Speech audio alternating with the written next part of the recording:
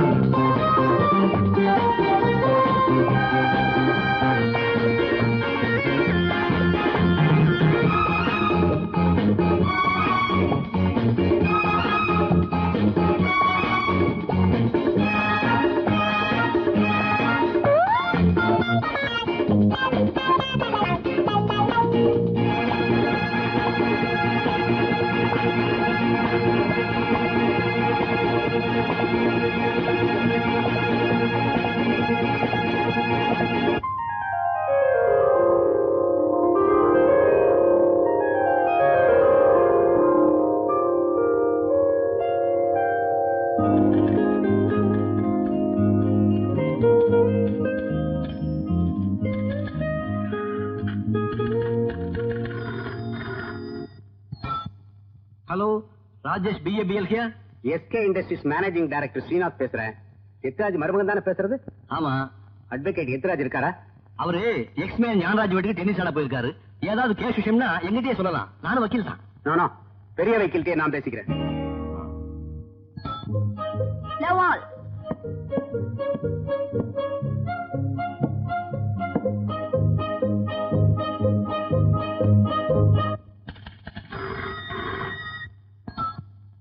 Hello, Rajesh BABL here. Public prosecutor ராதாமா புருஷனா? ஆமா சார். அம்மா இருக்காங்களா? அவங்க டென்னிஸ் ஆட போயிருக்காங்க. நீங்க யாருன்னு நான் தெரிஞ்சுக்கலாமா? நான் இன்ஸ்பெக்டர் மகேந்திரா பேசுறேன். ஏதாவது முக்கியமான விஷயமா இருந்தா எங்கிட்டயே சொல்லலாம். நோ, ரொம்ப இம்பார்ட்டன்ட் விஷயம். நான் உங்ககிட்ட பேசிக்கிறேன். பேசுங்க பேசுங்க. Gnanaraj, this is your last chance. Be careful. Well done, Daddy. Well done Radha, well done. என்ன அங்கிள், இந்த கேம ஜெயிச்சே காட்டுவேன்னு சேலஞ்ச் பண்ணீங்க. இப்ப என்ன சொல்றீங்க? அப்பாவையும் மகளையும் லா கோர்ட்ல தான் யாருனாலையும் ஜெயிக்க முடியாதுன்னா டென்னிஸ் கோர்ட்லயும் புடிகளா இருக்கீங்களே. God bless you. Mister Gnanaraj, விளையாட்டு கூட நாங்க தோல்வியை சந்திக்காத பரம்பரை. என்ன சிஸ்டர் சொல்றீங்க? அதான் ஊரறிந்த விஷயமாச்சே. நான் என்ன சொல்றது?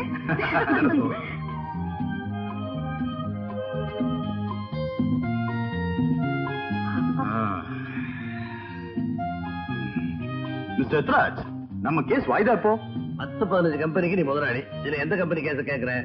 அபல பெண்களுக்கு அபய நிலையம் கட்டுறதுக்கு 60 ஏக்கரா நிலம் ஒதுக்கி வச்சிருந்தேன். அதுல கவர்மெண்ட் இண்டஸ்ட்ரியல் எஸ்டேட் கட்டுறதுக்காக நோட்டீஸ் அனுப்பிச்சிருந்தாங்களே, அந்த வாய்தா என்னாச்சுன்னு? கவலைப்படாத. அந்த நிலத்தை கவர்மெண்ட் ஆக்குபை பண்ணாம பாத்துக்க வேண்டியது என் பொறுப்பு. என்ன எடுத்து கவர்மெண்ட் கேஸ் எது ஜெயிச்சிருக்கு? சின்னையா, காஃபி சாப்பிடுங்க. என்ன பூங்காத, ஏன் ஒரு மாதிரியா இருக்க? ஒண்ணும் இல்லைங்க ஐயா. நேத்து என் புருஷன் எக்கச்சக்கமா குடிச்சிட்டு ஸ்டேஷன்ல புகுந்து கலாட்டா பண்ணாருன்னு அவரை ஜெயில புடிச்சு வச்சுட்டாங்க. அப்ப பெரிய கேஸ். நீ ஒண்ணு கவலைப்பட வேண்டாம், நம்ம கிட்ட விட்டுரு. இது என்னோட முதல் கேஸ். பிச்சு உதையிடுறேன். வெளியே யார்கிட்டயும் சொல்லிடாத. ஃபீஸ் ஒரு பைசா தர வேண்டாம். ஐயா, நீங்க கேக்குற ஃபீஸ வேணும்னாலும் நான் கொடுத்துறேன். ஆனா தயவு செஞ்சு நீங்க கேஸ் நடத்தாதீங்க. ஏன் இப்படி பதற? பதறாம நீங்க எசகு பிசகா கேஸ் நடத்தி 3 மாசங்கிறத 6 மாசம் என் புருஷனுக்கு தண்டனை வாங்கி கொடுத்துட போறீங்க. ஐயா, தயவு செஞ்சு பெரியய்யா கிட்ட சொல்லி என் புருஷனை எப்படியாவது வெளியே கொண்டு வர ஏற்பாடு செய்யுங்க ஐயா. வக்கீலுக்கு வக்கீல் சிபாரிசு பண்ணா நல்லா இருக்காது. பெரிய கிட்ட நீயே கேட்டுக்க. இந்தா, இதையும் கொண்டு போ. காஃபி சாப்பிடல? போதும்.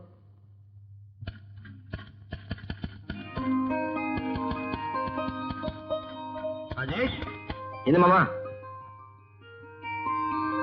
இன்னைக்கு ஹியரிங் வர்ற கேஸ் பேப்பர்லாம் டைப் பண்ணியாச்சா? ஓஎஸ்.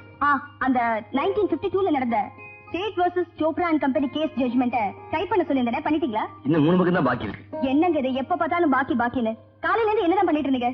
சீக்கிரமா டைப் பண்ணுங்க please. Prosecutor may present her case now. Yes, Your Honor. உங்க பேரு? காஞ்சனமாலா. உங்களுக்கு கல்யாணமாகி விட்டதா? கல்யாணமாகி விவாகரத்தும் ஆகிவிட்டது. உங்கள் மாஜிக் கணவர் யார் என்று சொல்ல முடியுமா? மேஜிக் மூர்த்தி. அந்த கூண்ல நிக்கிறவர் தான் என் மாஜிக் கணவர். உங்களுக்கும் மூர்த்திக்கும் விவாகரத்து நடந்து எவ்வளவு காலமாகிறது? 3 வருஷம் ஆகிறது. அதற்கு பிறகு உங்கள் மாஜிக் கணவரை எப்போது சந்தித்தீர்கள்? போன மாசம் 2ஆம் தேதி. அதாவது அவர் உங்களை பலாத்காரமாய் கற்பழித்தார் என்றுதானே? ஆமாம். அவர் உங்களை எங்கு வந்து சந்தித்தார்?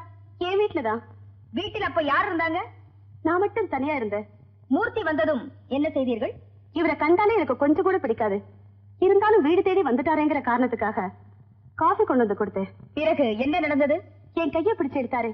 நான் எவ்வளவோ தடுத்து போராடிய கூட என்கிட்ட விடாப்பிடியா மிருகத்தனமா நடந்துட்டாரு.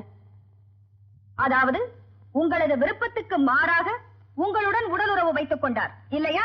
ஆமா. இந்த சம்பவத்துக்கு பிறகு அவர் உங்களிடம் ஏதாவது சமாதானம் சொன்னாரா? என்னதான் கோர்ட்ல விவாகரத்து வாங்கி இருந்தாலும் தாலி கட்டின கணவனுக்கு இந்த உரிமை உண்டுன்னு சட்டம் பேசினாரு. தேங்க்யூ. கனம் நீதிபதி அவர்களே, கோர்ட்டில் சட்டப்படி காஞ்சனமாலாவிடம் தான் இழந்துவிட்ட உறவை வீட்டில் திட்டம் போட்டு பலாத்காரமாக நிலைநாட்டி இருக்கிறார் இவரது மாஜிக் கணவர் என்பது தெளிவாகிவிட்டது. எனவே இவரை மாஜிக் கணவர் என்ற அனுதாபத்துடன் பார்க்காமல் இபிகோ 376வது செக்ஷன் படி கற்பழிப்புக்கான அதிகபட்ச தண்டனை வழங்க வேண்டும் என்று கேட்டுக்கொள்கிறேன் யுவர் ஆனர். மிஸ்டர் ஏத்ராஜ், உங்கள் குறுக்கு விசாரணையை தொடங்கலாம். Yes your honour. காஞ்சனமாலா, உங்களது கணவரை, உங்களது மாஜிக் கணவரை என்ன காரணத்துக்காக விவாகரத்து செய்தீர்கள் என்று கூற முடியுமா? அது வந்து சொல்லுமா. அவரு ஆண்மை இல்லாதவர். அதாவது உனக்கு உடல் இன்பம் தர லாயக்கு இல்லாதவர் சொல்லித்தானே கோர்ட்ல விவாகரத்து வாங்கின? ஆமா. Thank you your honour. இப்பொழுது என் கட்சிக்காரருடைய நியாயம் தங்களுக்கு புரிந்திருக்கும் என்று நினைக்கிறேன். ஊரறிய உலகறிய கோர்ட்டிலே தன் கணவரை ஆண்மையற்றவர் என்று கூறி விவாகரத்து பெற்ற காஞ்சனமாலா இன்று அதே ஆண்மையற்ற தன் மாஜிக் கணவர் தன்னை கற்பழித்து விட்டதாக கூறுவது கோர்ட்டையே அவமதிப்பது போன்றிருக்கிறது. That is all, Your Honor. மூர்த்தி மீது சுமத்தப்பட்ட குற்றச்சாட்டு ருசுவாகாததால் வழக்கை தள்ளுபடி செய்து தீர்ப்பளிக்கிறேன். இனிமே உனக்கு எதிராக கோர்ட்ல ஆஜராக மாட்டேன். 90. நான் எவ்வளவுதான் அறிவாளியா இருந்தாலும் உன் முன்னால முட்டாளாவே இருக்கிறேன். 95. 95? முடியலம்மா, முடியல. மூச்சு வாங்குது, முட்டி வலிக்குது. அதெல்லாம் முடியாது. 100 தோப்புக்கரண போட்டே ஆகணும். ஐயோ, 100? ராதா, நீ செய்யறது கொஞ்சம் கூட நல்லா இல்ல. என்ன நல்லா இல்ல? இது என்ன தப்பு செஞ்சது? நீ தண்டனை அனுபவிக்கிறது அவரா? நான் என்ன தப்பு பண்ண? கேஸ சரியா ப்ரிப்பேர் பண்ணாம கோர்ட்ல போய் மண்ணை கவர்றது யார் தப்பு? இத பாருங்க, இது அப்பாவுக்கும் மகளுக்கும் இடையில உள்ள விவகாரம். இதுல தலையிடறதுக்கு உங்களுக்கு உரிமை இல்ல. இதுவும் கரெக்ட். 98. இவரே உனக்கு அப்பாவா இருக்கலாம், எனக்கு குரு. இது தலையிட உரிமை உண்டு. இதுவும் கரெக்ட். 99. அம்மா, சாப்பாடு ரெடியா இருக்குமா? அதுதான் கரெக்ட். 100. சாப்பிட போலாம். மெல்ல மெல்ல மெல்ல தள்ளுமா. அப்பாடா, இன்னைக்கு 100 தோப்பு கட்டணம் போட சொன்னாலும் சொன்னேன். யானை பசி. இதுவும் கரெக்ட். உங்களுக்கு நல்லா பசிக்கணும், நீங்க நிறைய சாப்பிடணும்னு தான் தோப்பு கட்டணமே போட சொன்னேன். இந்தாங்கப்பா, உங்களுக்கு பிடிச்ச சிக்கன். உங்கத அவருக்கும் சிக்கன் எடுத்து வை. ஐயோ வேண்டாங்கம்மா, சின்னையா வெள்ளிக்கிழமை விரதம் இருக்கிறவரு. அசைவம் எல்லாம் இன்னைக்கு சாப்பிட மாட்டாரு. அப்படியா?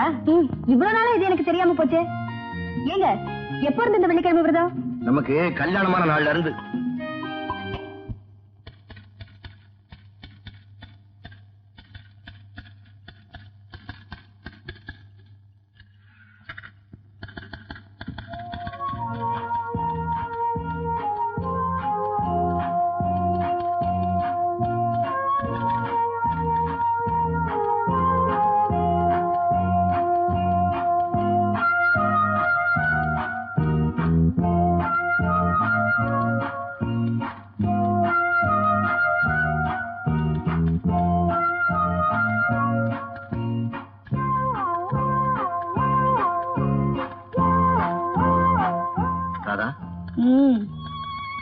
ராதா, என்ன மணி 11க்கு மேல ஆச்சே, இன்னும் ஒரு தூக்கம் இல்லையான்னு கேட்டேன்.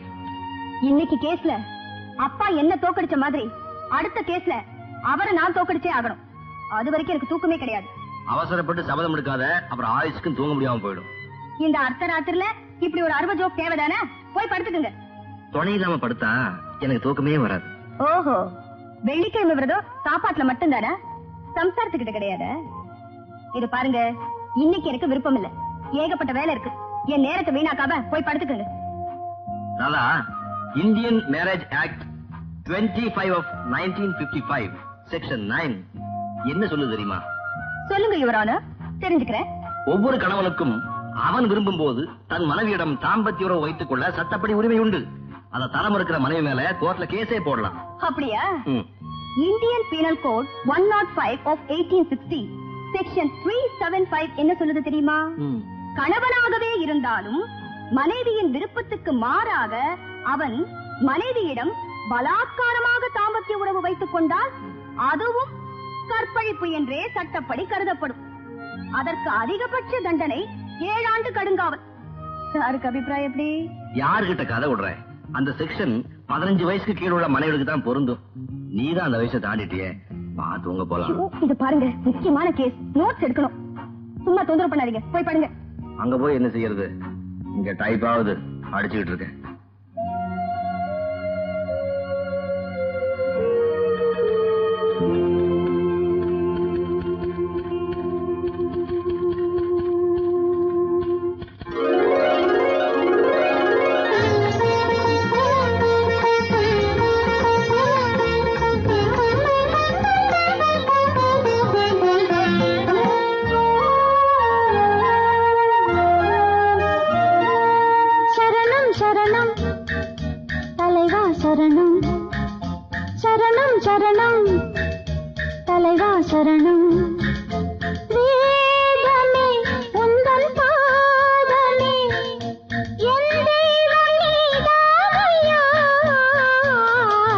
வரணும் வரணும் தலைவி வரணும், வரணும் வரணும் தலைவி வரணும், காதலி எந்தன் கண்மணி என் தேவி நீதானம்மா. சரணம் சரணம் தலைவா சரணம்.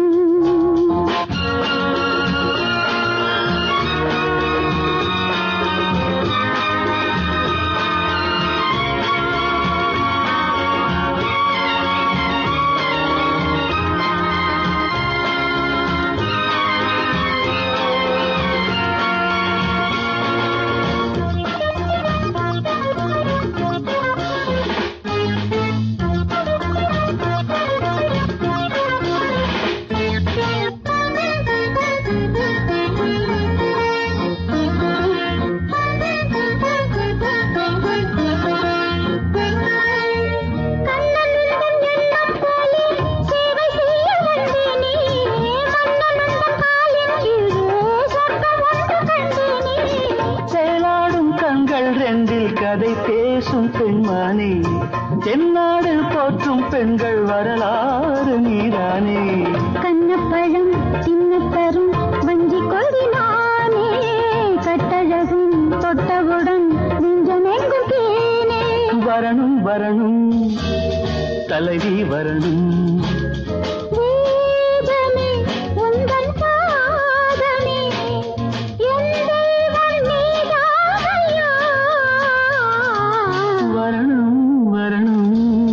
தலைவி வரணும்.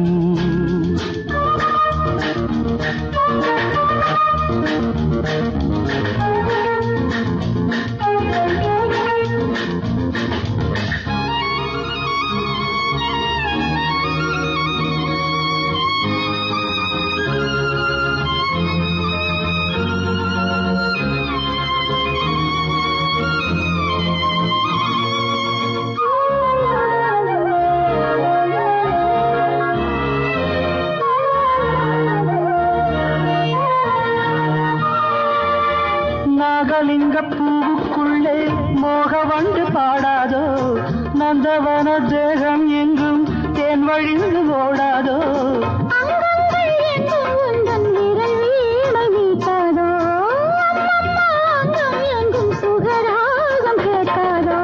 மின்னலிடும் சின்ன இடை பின்னலிடும் நேரம், நேமி எங்கும் இன்பம் எனும் ஜீவநதி பாயும். சரணம் சரணம் தலைவா சரணம்.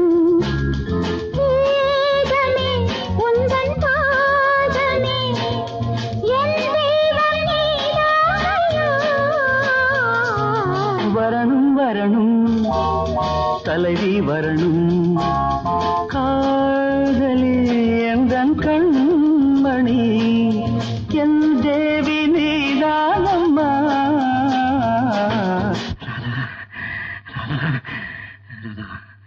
ராதா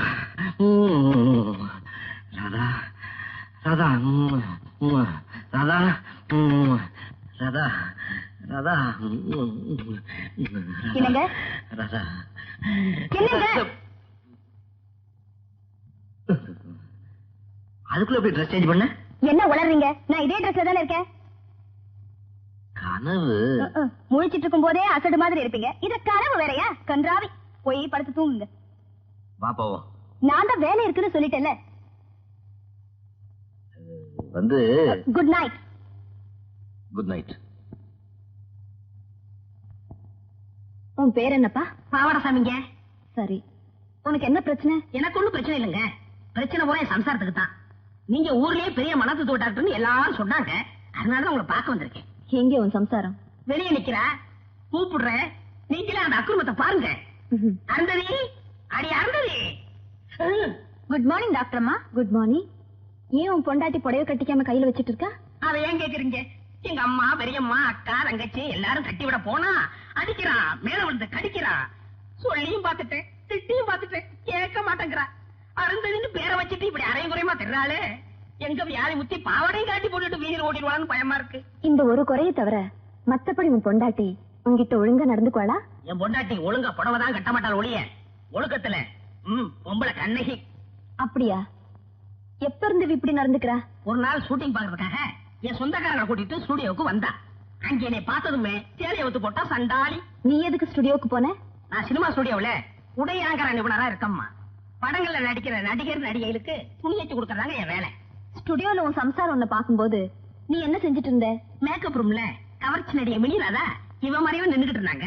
நான் உங்களுக்கு புடவை கட்டி விட்டுக்கிட்டு இருந்தேன். அத உன் சம்சாரம் பாத்துருக்கா இல்லையா? ஆமாங்க, உத்து உத்து பாத்துக்கிட்டு இருந்தா. பாவடசாமி, அது வேற ஒண்ணும் இல்ல. உன் மனைவி பொசசிவ் நேச்சர் உள்ளவ. நடிகைகளோட உடல் அழகுல மயங்கி எங்கே நீ அவளை கைவிட்டுட்டு போயிடுவியோங்கிற பயம். அவ தன்னுடைய அழக எப்பவுமே உன் கண்ணுக்கு காட்டிக்கிட்டு இருக்கணுங்கிற எண்ணம். அது மாத்திரம் இல்ல, இன்னொருத்திக்கு புடவை கட்டி விடுற புருஷன் தனக்கும் தான் கட்டி விடட்டுமேங்கிற உரிமை. அதத்தான் அவன் எதிர்பார்க்கிறா. இனிமே உனக்கு புடவை கட்டின பொண்டாட்டி தான் வேணும்னா நான் சொல்றபடி செய்யணும். என்ன செய்யணும்னு சொல்லுங்க, செய்யறேன். தினம் நீ அவளுக்கு புடவை கட்டி விடு. அவ கைட்டு எறிய மாட்டா. பொண்டாட்டிக்கு புடவை கட்டி விட்டா ஊரே என்ன அசிங்கமா பேசுங்களே. இங்கதான் நீ தப்பு பண்ற. உன் மனைவியோட அன்பை நீ புரிஞ்சுக்கணும். நீ பக்கத்து வீட்டு குழந்தை எடுத்து கொஞ்சும் போது உன் குழந்தை வேணும்னே உன் மடியில வந்து ஒட்டிக்கும். அப்படித்தான் பொண்டாட்டியும். புரிஞ்சுதா?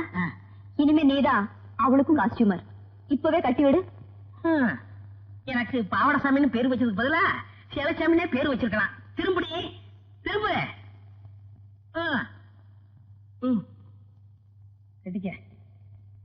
என் மானத்தை காப்பாத்திட்டீங்க. என் உயிரில் வர உங்களை மறக்க மாட்டேன். நன்றி. போயிட்டு வரம்மா. சரி, போயிட்டு வாப்பா. பாடி போலாம். சிரிக்கிட்டேன். இது எஸ்டேட்ஸ் ஃபைல். இது இன்கம் டாக்ஸ் ஃபைல். நமஸ்தே ஜி. நமஸ்தே சார் ஜி. என் வைஃப் கிட்ட நெக்லஸ் காமிச்சிட்டீங்களா? எல்லா நெக்லஸையும் காமிச்சாச்சுங்கோ. அதிலே இந்த வைர நெக்லஸ் ஒண்ணுதான் அவங்களுக்கு ரொம்ப பிடிச்சிருக்குதுன்னு சொல்றாங்க. Good. Really my wife is always a woman of taste. எனக்கு ரொம்ப பிடிச்சிருக்கு. என்ன விலை? 5 லட்சம் ரூபாய் தான் ஆகுது. டன். செக்ரட்டரி, இவர் கடைக்கு 5 லட்சம் ரூபாய்க்கு செக் அனுப்பிச்சிருங்க. சரி, நீங்க போகலாம். நமஸ்தே ஜி. செபாஸ்டியன், முதலாளி, இது அம்மாட்டு கொண்டு கொடுத்துரு. சரிங்க முதலாளி. சார், ஒரு விஷயம் நான் சொல்லேன், தப்பா நினைச்ச கூடாது. ஒரு சாதாரண டிரைவரை நம்பி இவ்வளவு விலை உயர்ந்த நெக்லஸை கொடுத்து அனுப்புறீங்களே, அது அவ்வளவு உசிதமா படல சார் எனக்கு. நீங்க எங்கிட்ட புதுசா வேலைக்கு வந்த செக்ரட்டரி, அதனால செபாஸ்டி பத்தி தெரியாது. அவன் எங்கிட்ட 25 வருஷமா வேலை செய்யற விசுவாசம் உள்ள டிரைவர். பை தி வே, வர 10ஆம் தேதி எனக்கு கல்யாணமா 25 வருஷமா. அந்த சந்தோஷத்துக்கு அடையாளமா நம்ம கிட்ட வேலை செய்யற எல்லா தொழிலாளர்களுக்கும் 6 மாசம் போனஸ் தரதா டிக்ளேர் பண்ணிட்டு. போன மாசம் தானே 3 மாசம் போனஸ் கொடுத்தோம், மறுபடியும் 6 மாசம் போனஸா? எஸ், சகல சௌபாக்கியத்தை எங்களுக்கு கொடுத்த கர்த்தர் குழந்தை பாக்கியத்தை மட்டும் தர மறுத்துட்டார். அதனால எங்கிட்ட வேலை பார்க்கிற எல்லா தொழிலாளர்களும் என்னுடைய குழந்தைகளா தத்தெடுத்துக்கிட்டேன். இன்னைக்கே நோட்டீஸ் போர்டுல போனஸ் ஒரு தொட்டிடுங்க. என்னங்க? ஒரு நாளை பாக்கணும்னு ஆசைப்பட்டேன். லாரல் காடி படம் அது இன்னைக்கு ரிலீஸ் ஆயிடுது. ஈவினிங் ஷோக்கு 2 டிக்கெட் அடிச்சு பிடிச்சு வாங்கிட்டு வந்துட்டேன். புறப்படு. நீங்க போய் ட்ரெஸ் சேஞ்ச் பண்ணிட்டு வாங்க. அதுக்குள்ள நான் போய் அப்பாட்ட சொல்லிட்டு வந்துடுறேன். ஓகே. என்னங்க, சீக்கிரமா இதோ வந்துட்டேன்.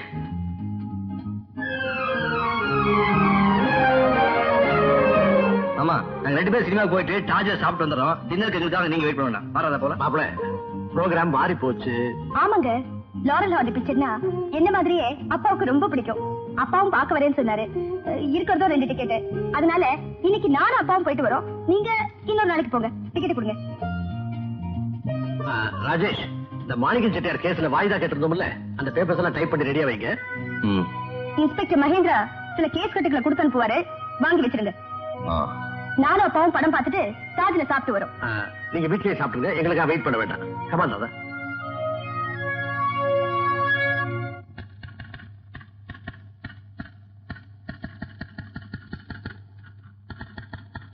Good evening Rajesh. Good evening doctor. தனியா உட்கார்ந்து என்ன டைப் பண்றீங்க? வேற என்னத்த, என் தலையெழுத்தை தான். என்ன உங்களுக்கு இந்த வயசுலயே இவ்வளவு விரக்தி? பின் என்ன டாக்டர், மனைவியை கூட்டிட்டு சினிமாவுக்கு போலான்னு 2 டிக்கெட் வாங்கிட்டு வந்தேன். என்ன அம்போன் விட்டுட்டு அந்த டிக்கெட் எடுத்துட்டு அவ அப்பாவை கூட்டிட்டு இவ சினிமாவுக்கு போயிட்டா. ராஜேஷ், ஏன் உங்க எண்ணங்கள் உள்ளுக்குள்ளேயே போட்டு கும்பிட்டு இருக்கீங்க? உங்க விருப்பு வெறுப்புகளை வெளிப்படையா உங்க மாமனார் கிட்டையும் மனைவி கிட்டையும் சொல்லிட வேண்டியதுதானே? மாமனாரா மட்டும் இருந்தா சொல்லிருப்பேன் டாக்டர். அவர் எனக்கு குருவும் கூட. அந்த குரு பக்தியில தான் உறவுங்கிற கூண்டுக்குள்ள குருவி மாதிரி அடைஞ்சு கிடக்கிறேன். டாக்டர், என்னோட ஒரே லட்சியம் தினபர வக்கீலாகி பேரும் புகழும் வாங்கணுங்கிறது தான். அதுக்காகத்தான் வக்கீல் எத்திராஜ் கிட்ட ஜூனியரா சேர்ந்தேன். தொழில் எனக்கு கை கொடுப்பாருங்கிற ஒரே நம்பிக்கையில தான் அவரோட மகளையும் கைப்பிடிச்சேன். ஆனா எல்லாமே நான் நினைச்சதுக்கு நேர்மாறா நடந்து போச்சு. மாணவன்கிற பேரோட இந்த வீட்டை விட்டு வெளியே போயிருந்தேன்னா இன்னைக்கு நான் ஒரு மரியாதைக்குரிய வக்கீலா இருப்பேன். மருமகனா இந்த வீட்டுக்குள்ள நுழைஞ்சதுனாலதான் வக்கீலாவும் ஆக முடியல, மானமுள்ள கணவனாவும் வாழ முடியல. ராஜேஷ், உங்க வேதனை எனக்கு புரியுது. சந்தர்ப்பம் வரும்போது இது சம்பந்தமா நானே அவங்க 2 பேருக்கிட்டையும் பேசுறேன். ஃபாதர், எங்களுக்கு கல்யாணம் ஆகி 25 வருஷம் ஆயிடுச்சு. இத்தனை வருஷமும் நீங்க தான் எங்களை ஆசீர்வாதம் பண்றீங்க. ஆனா ஒரு தடவை கூட எங்க வீட்டுல நடக்கிற விருந்துக்கோ விசேஷத்துக்கோ நீங்க மாத்திரம் வந்ததே கிடையாது. அது என் மனசுக்கு எவ்வளவு உறுத்தலாக தெரியுமா ஃபாதர்? நான் வரலன்னா உங்க மனசுதான் உறுத்தும். ஆனா நாங்க வந்தா என் மனசாட்சியே உறுத்தும். என்ன சொல்றீங்க ஃபாதர்? நீங்க பணத்தை நேசிக்கிறவர், நான் பைபிள் பூஜிக்கிறவன். 2 poles apart. Sorry mister Gnanaraj. Father, god bless you. Congratulation mister Gnanaraj. Thank you. Welcome mister Mahendra. Welcome. Good evening. Many returns of the day. Thank you. இந்த ஃபங்க்ஷன்ல இன்னைக்கு நான் உங்களை கொஞ்சம் கூட எதிர்பார்க்கல. இத்தனை வருஷமா நான் இல்லாம உங்க வீட்டுல எந்த ஃபங்க்ஷன் நடந்தது இல்ல. இன்னைக்கு மட்டும் நான் வர மாட்டேன்னு ஏன் நினைச்சீங்க? இல்ல, வெளிநாட்டுல இருந்து நிறைய விஐபிஸ் வந்திருக்காங்க, அவங்களுக்கு நீங்க பந்தோபஸ்துக்கு போயிருப்பீங்கன்னு நினைச்சேன். எனக்கு நீங்க தான் விஐபி, அதனால தான் அங்கேயே போட்டு இங்க வந்தேன். Welcome mister D'Souza. Congratulation mister Gnanaraj. Thank you. Many happy returns mister Gnanaraj. Aunty, வாழ்த்துக்கள். தேங்க்யூ. உங்களை பார்த்தா கல்யாணமாகி 25 வருஷம் ஆன மாதிரி தெரியல. இன்னைக்கு தான் கல்யாணமான புது பொண்ணு மாதிரி அழகா இருக்கீங்க. தேங்க்யூ. ராதா, இந்த ஃபங்க்ஷன் முடிஞ்சதுக்கு அப்புறம் நாங்க 2 பேரும் தனியா இருக்கும் போது இதை அவட்ட சொல்லலாம் நினைச்சேன். பட் நீயே சொல்லிட்ட. So I lost a good chance. சும்மா இருங்க. இன்னும் புது மாப்பிள்ளை நினைப்பு உங்களுக்கு. Enjoy yourself. Thank you. Good evening Mr. Rajesh. Meet Mr. Lokesh, Alankar Mill owner, Mr. Paramaசிவம். Hello. பெரிய டிரான்ஸ்போர்ட் முதலாளி. சார் யாருன்னு சொல்லவே இல்லையே. நான் ராஜேஷ் பிஏபிஎல் அட்வொகேட். எந்த ஊர்ல அட்வொகேட்டா இருக்கீங்க? இதே ஊர்ல தான். இப்படி ஒரு பேரை நான் கேள்விப்பட்டதே இல்லையே. அது வந்து ராஜேஷ் ப்ளீஸ். பிரபல அட்வொகேட் எத்திராஜ் இருக்காருல்ல, அவருடைய மருமகன். ஓஹோ, அப்படின்னா பிராசிக்யூட்டர் ராதாமா புருஷனா நீங்க? ஆமா சார், நான் வரேன். Hello. Hello. Okay. Excuse me sir, உங்க பேர் என்ன? ராஜேஷ் பிஏபிஎல். சாரி சார், உங்க பேர் விஐபி லிஸ்ட்ல இல்ல சார். நான் விஐபிஸ்லாம் ஆப்போசிட் சைட். நானும் விஐபி தான் சார். ஜோக்கெல்லாம் அங்க போய் அடிங்க. தயவு செஞ்சு இடத்த காலி பண்ணுங்க சார். இது வந்து ப்ளீஸ்.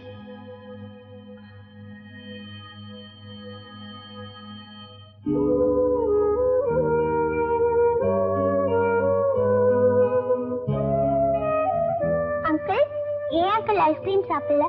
எனக்கு பிடிக்காதுமா. அப்ப நான் இதை சாப்பிட்டா? ஓஎஸ். தேங்க்ஸ். உங்க பேர் என்ன அங்கிள்? நான் ராஜ் இல்ல, ஃபேமஸ் லாயர் எத்திராஜோட மாப்பிள்ளை, பப்ளிக் ப்ராசிக்யூட்டர் ராதாவோட புருஷன். ஐயா, நான் உங்க பேரை தானே கேட்டேன். நீங்க யார் யார் பேரையோ சொல்றீங்க. நீங்க யாரு சொல்லுங்க. நான் யாருமே இல்லம்மா. உங்களை பார்த்தா பாவமா இருக்கு. சுமதி, இதோ வந்துட்டேமா. How is your wife, sir? She is fine, madam.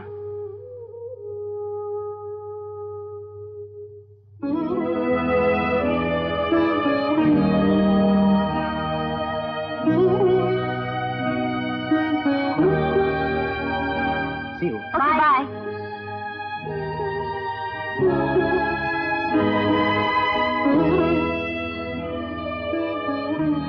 Mister Rajesh, வாங்க டாக்டர். ஏன் தனியா வந்து உட்கார்ந்துட்டீங்க? நானா உட்கார்ல, உட்கார வச்சுட்டாங்க. உட்கார வச்சுட்டாங்களா? என்ன சொல்றீங்க ராஜேஷ்? எப்பவுமே தனிமையா இருக்கு பயப்படுவேன். ஆனா வாழ்நாள் பூரா தனிமையில தான் வாழ்ந்திருக்கேன். இந்த உண்மை இன்னைக்கு வரைக்கும் எனக்கு தெரியாம போச்சு. உங்களுக்கு இன்னொரு உண்மையும் தெரியாம போச்சு. ஆலமரத்துக்கு அடியில எதுவுமே வளராது.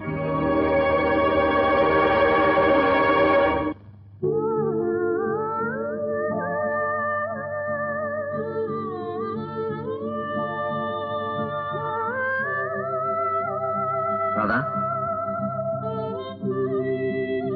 ஞானராஜ் வீட்டில் நடந்த பார்ட்டியில எனக்கு ஏற்பட்ட அவமானம் உனக்கு தெரியுமா ராதா? அங்க நான் சாப்பிட கூட இல்லை. அது உனக்கு தெரியுமா? நான் இன்னும் சாப்பிடாம பட்டினியோட இருக்கேன். அதாவது உனக்கு தெரியுமா?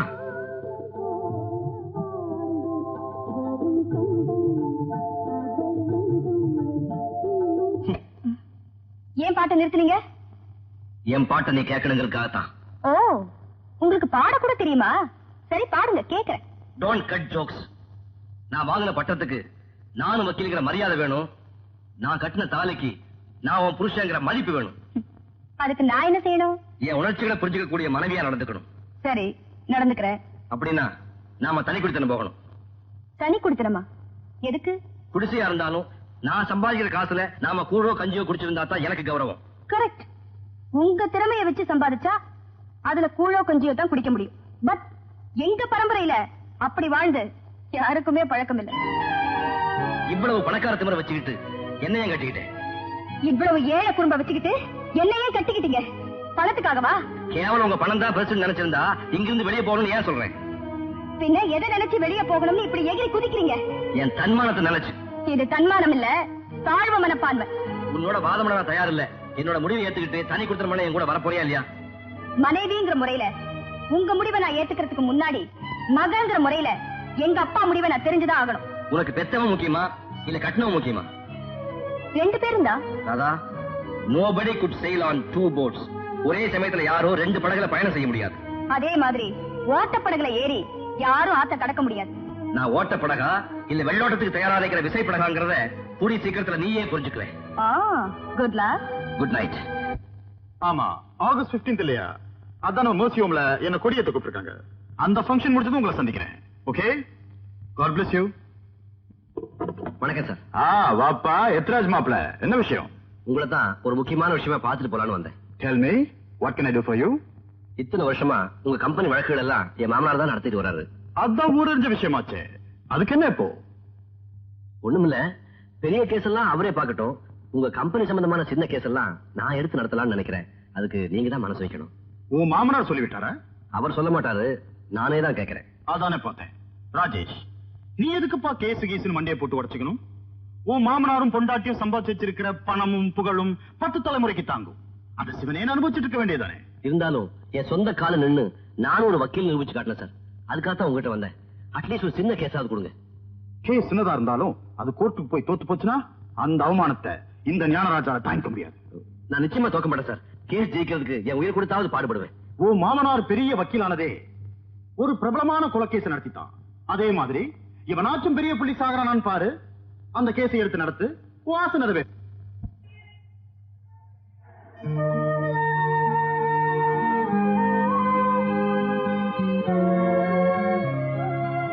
டாக்ஸி வருமா? எங்கேயுமா போகணும்? எக்ஸ்மே ஞானராஜ் வீட்டுக்கு போகணும். உட்காருமா.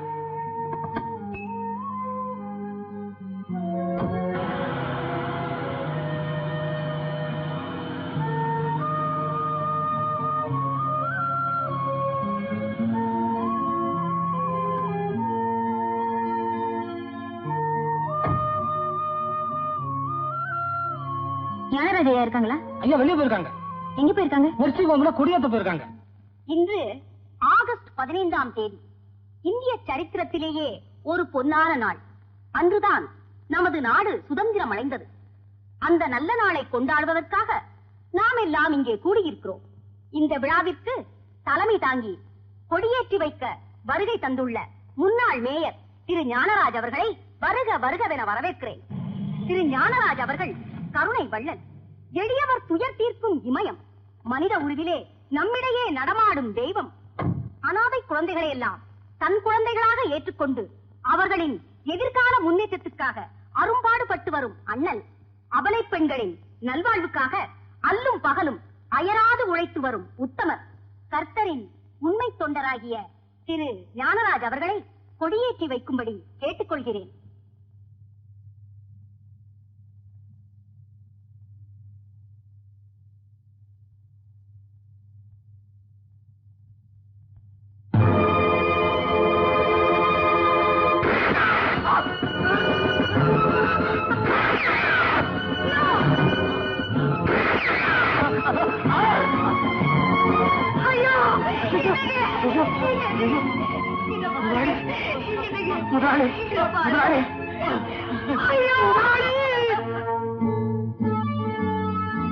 இன்ஸ்பெக்டர், என்ன விஷயம்?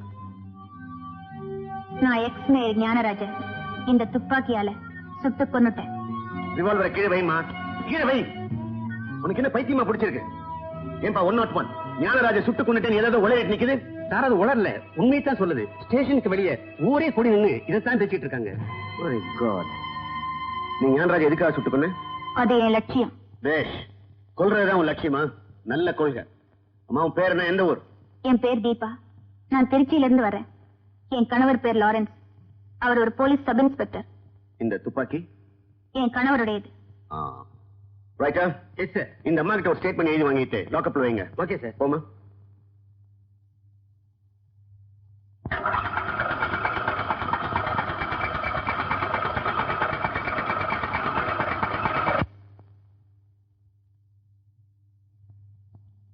Good morning inspector. Morning father. Please sit down. Thank you. ஏது இவ்வளவு தூரம்? என்ன விஷயம்? ஞானராஜ கொலை செஞ்ச பொண்ணு பேரு தீபாவா இன்ஸ்பெக்டர்? அதான் எல்லா பேப்பர்லயும் வந்திருக்கு ஃபாதர். அந்த தீபா யாருன்னு உங்களுக்கு தெரியுதா? இவன் என்ன பெரிய ஜான்சி ராணியா? சொன்ன உடனே தெரிஞ்சுக்கிறதுக்கு? 14 வருஷத்துக்கு முன்ன இங்க மர்சி ஹோம்ல டீச்சரா இருந்தாங்களே மேரி, அவங்க பொண்ணுதான் தீபா. எந்த மேரி? தற்கொலை பண்ணிட்டு செத்து போனாங்களே அந்த டீச்சர் மேரியா? அப்படி சொல்லி பிரேத பரிசோதனை கூட பண்ணாம நீங்க அவசர அவசரமா அடக்கம் பண்ணீங்களே அதே மேரி. பஞ்சாயத்தார் முடிவுக்கு கட்டுப்பட்டு நான் என் கடமை தான் செஞ்சேன் ஃபாதர். அன்னைக்கு அதை ஒழுங்கா செஞ்சிருந்தீங்கன்னா நேத்து ஞானராஜ் நெஞ்சில குண்டு பாஞ்சிருக்காது. வந்த விஷயம் என்னன்னு சொல்றீங்களா? நான் தீபாவை பார்த்து பேசணும். கொலை குற்றவாளிங்க கிட்ட உங்களை மாதிரி சம்பந்தம் இல்லாதவங்க பேசுறதுக்கு சட்டம் இடம் தரதில்ல. சட்டம் இடம் தரலையா? இல்ல பழைய விஷயங்களை கலர்றதுக்கு நீங்க பயப்படுறீங்களா? ஃபாதர், நான் யாருக்கும் பயப்பட தேவையில்லை. இது வரைக்கும் எல்லா விஷயத்திலும் சட்டப்படியா நடந்துட்டு இருக்கு. ஐ சீ. அப்ப நானும் சட்டப்படி ஒரு லாயர் அழைச்சிட்டு வந்து தீபாவை பாக்குறேன். நான் வரேன். பிளீஸ். சாரதா, நேத்து ஞானராஜ் சம்சாரம் அவர் பாடியை எடுத்துட்டு போகும்போது கத்தி கதர்னதை பார்த்தா எனக்கே கண்ணீர் வந்துருச்சு. Good evening mister Ethiraj. Good evening father. வாங்க உட்காருங்க. தேங்க்யூ. ஃபாதர், உங்க சமூகத்திலே ஒரு புனிதமான ஆத்மாவை இழந்துட்டீங்க. We all feel deeply sorry about it. நீங்க யார சொல்றீங்க? ஞானராஜன் தான் சொல்றோம். அவரோட கொலை வழக்கு சம்பந்தமா தான் உங்ககிட்ட பேச வந்திருக்கேன். இதுல வழக்கு எங்க இருக்கு ஃபாதர்? பப்ளிக் ஃபங்க்ஷன்ல ஊரறிய உலகறிய ஒரு பெரிய மனுஷன் அவன் சுட்டு கொண்டிருக்கா. அவன் சுட்டதை தத்ரூபமா போட்டோ பிடிச்சு அப்படியே பத்திரிகையில போட்டிருக்கான். எல்லாத்துக்கும் மேல அவனே போலீஸ் ஸ்டேஷனுக்கு போய் நான் தான் சுட்டேன்னு வாக்குமூலம் கொடுத்து துப்பாக்கி வேற சரண்டர் பண்ணிருக்கா. It's an open and shut case. நீங்க கவலையப்படாதீங்க, அவளுக்கு நிச்சயமா தூக்கு தண்டனை தான் கிடைக்கும். அந்த பொண்ணுக்கு தூக்கு தண்டனை கிடைக்க கூடாதுங்கிறதுக்கு தான் உங்ககிட்ட நான் வந்திருக்கேன். தீபா கேஸ நீங்க தான் எடுத்து நடத்தணும். சாரி ஃபாதர், நீங்க விலாசம் மாதிரி வந்திருக்கீங்கன்னு நினைக்கிறேன். நான் லீகலா மாத்திரம் இல்ல, பர்சனலாவே அந்த கொலைகாரிக்கு மேக்சிமம் தண்டனை கிடைக்கணும்னு நினைக்கிறவன். ஏன்னா அவன் யார சுட்டு கொன்னாலோ அந்த ஞானராஜ் என்னுடைய உயிர் நண்பன். ஞானராஜ பத்தி உங்களுக்கு தெரிஞ்சது அவ்வளவுதான். உண்மையான ஞானராஜ் யாருன்னு எனக்கு தான் தெரியும். ஏன்னா அவரை பத்தி பல பேர் பல உண்மைகளை என்கிட்ட சொல்லியிருக்காங்க. யாரு என்ன உண்மையை சொல்லிருக்காங்க ஃபாதர்? அதை வெளியே சொல்ல முடியாத இக்கட்டான நிலைமையில நான் இருக்கேன். ஏன் எப்படின்னு சொல்ல மாட்டீங்க, ஆனா ஞானராஜ் பொடியவன் மட்டும் சொல்லுவீங்க. அதுவும் அவர் செத்த பிறகு இல்லையா ஃபாதர்? ரிடிகுலஸ். என்னுடைய இயலாமையை நான் ஒத்துக்கிறேன். அதே சமயம் தீபா பக்கம் இருக்கிற நியாயங்கள் அதுக்கு பலியாயிடக்கூடாதுன்னு நான் நினைக்கிறேன். அதனாலதான் இந்த கேஸை நீங்க எடுத்து நடத்தணும்னு நான் விரும்புறேன். Impossible father. ஞானராஜனுடைய நண்பன்ற முறையில இந்த வழக்கை நான் எடுத்துக்க மறுக்கல. நாம திரும்ப வேற எந்த வக்கீல் இந்த கேஸ் எடுத்துக்கிட்டாலும் அது தற்கொலைக்கு சமானம். அப்படி மீறி யாராவது எடுத்துக்கிட்டான்னா அவனை விட வடிகட்டின வாத்து மடைய யாருமே இருக்க முடியாது. அப்படி ஒரு முட்டாள் வக்கீல் இந்த ஊர்ல இருக்கிறதா நான் நினைக்கல. சோ உங்களுடைய முயற்சி வீண் முயற்சி. ஐசி, அப்ப நான் வேற வக்கீல பாக்குறேன். என் மாமனார் கிட்ட தீபா கேஸ பத்தி நீங்க பேசிட்டு இருந்ததை நானும் கேட்டேன். அந்த கேஸ நான் எடுத்து நடத்துறேன் ஃபாதர். எல்லா வக்கீல்களுமே எடுத்துக்க பயப்படுற கேஸ நீங்க எடுத்துக்க காரணம்? இந்த கேஸ் எடுத்து நடத்துறதுனால நான் இழந்து போறதுக்கு என்கிட்ட எதுவுமே இல்லை. ஆனா இந்த கேஸ்ல மட்டும் நான் ஜெயிச்சிட்டேன்னா ஒரு பெரிய எதிர்காலமே எனக்காக காத்துட்டு இருக்கு ஃபாதர். என் பிரார்த்தனையை கேட்டு கர்த்தரே உங்களை அனுப்பி வச்சிருக்காருன்னு நினைக்கிறேன். நீங்களே இந்த கேஸ் எடுத்து நடத்துங்க. All the best. Thank you father. அப்பா, என்னடா இது நானே பண்ண ஐஸ்கிரீம். சாப்பிட்டு எப்படி இருக்குன்னு சொல்லுங்க. என்னப்பா? என்னம்மா ஐஸ்கிரீம் சொல்ற இந்த சூடு சுடுது? கிண்டல்லாம் பண்ணாம சாப்பிடுங்கப்பா. சரி, ஆண்டவன் மேல பாரத்தை போட்டுட்டு என்ன ஆனாலும் சரி சாப்பிடுறேன். கொஞ்சம் பொறுங்க அங்கிள். முதல்ல நான் தர ஸ்வீட்டை சாப்பிடுங்க. எதுக்குப்பா ஸ்வீட் எல்லாம்? இன்னைக்கு என்ன உனக்கு பிறந்த நாளா? ஆமா, நான் மனுஷனா பிறந்த நாள். புதிர் போடாம புரியும்படியா சொல்லுங்க. எனக்கு முதல் கேஸ் கிடைச்சிருக்காரா? அடப்பாவி, எனக்கே தெரியாம உனக்கு எந்த மடையப்பா கேஸ் கொடுத்தா? உங்க ஃப்ரெண்டு தான். என் ஃப்ரெண்டா? யாருப்பா அது? செத்து போன ஞானராஜ். செத்தவங்க கிட்ட எல்லாம் கேஸ் கேட்டு கெஞ்சுற அளவுக்கு உங்களுக்கு பித்து பிடிச்சு போச்சா? அவசரப்படாத ராதா. நான் சொல்ல வந்தது செத்து போன கேஸ் நினைச்சு நீங்க தூக்கி எறிஞ்சீங்களே, அந்த ஞானராஜ் கொலை கேஸ் தான் என்னோட முதல் கேஸ். தீபா சார்பில் கோர்ட்ல நான் வாதாட போறேன். என்ன தைரியம் இருந்தா நான் வேண்டாம்னு உதறி தள்ளின கேஸை நீ எடுத்துக்கிட்டு எனக்கே ஸ்வீட் கொடுப்பேன். உங்களுக்கு விருப்பமான பொருளை நான் எடுத்துக்கிட்டா அது தப்பு. நீங்களே வேண்டாம்னு உதறி எறிஞ்சதை நான் எடுத்துக்கிட்டா அதுல என்ன தப்பு? ராஜேஷ், என் மருமகன்ற முறையிலே உன்னை நான் மடையன்னு சொல்லக்கூடாது. ஆனா என் மாணவன்ற முறையில சொல்றேன், நீ ஒரு படிச்ச மடையன். என் மானம், மரியாதை, கௌரவம் இதெல்லாம் காப்பாற்றப்படணும்னா கண்டிப்பா இந்த கேஸ்ல நீ ஆஜராக கூடாது. மன்னிக்கணும் சார். இத்தனை நாளும் குருவுக்கு அஞ்சல சிஷியனா வாழ்ந்தேன். இனிமே குருவை மிஞ்சல சிஷியனா வாழ போறேன். Rajesh, you are going too fast but steady sir. பாத்தியாமா உன் புருஷனே என்ன தூக்கி எறிஞ்சு பேசிட்டு போறதே?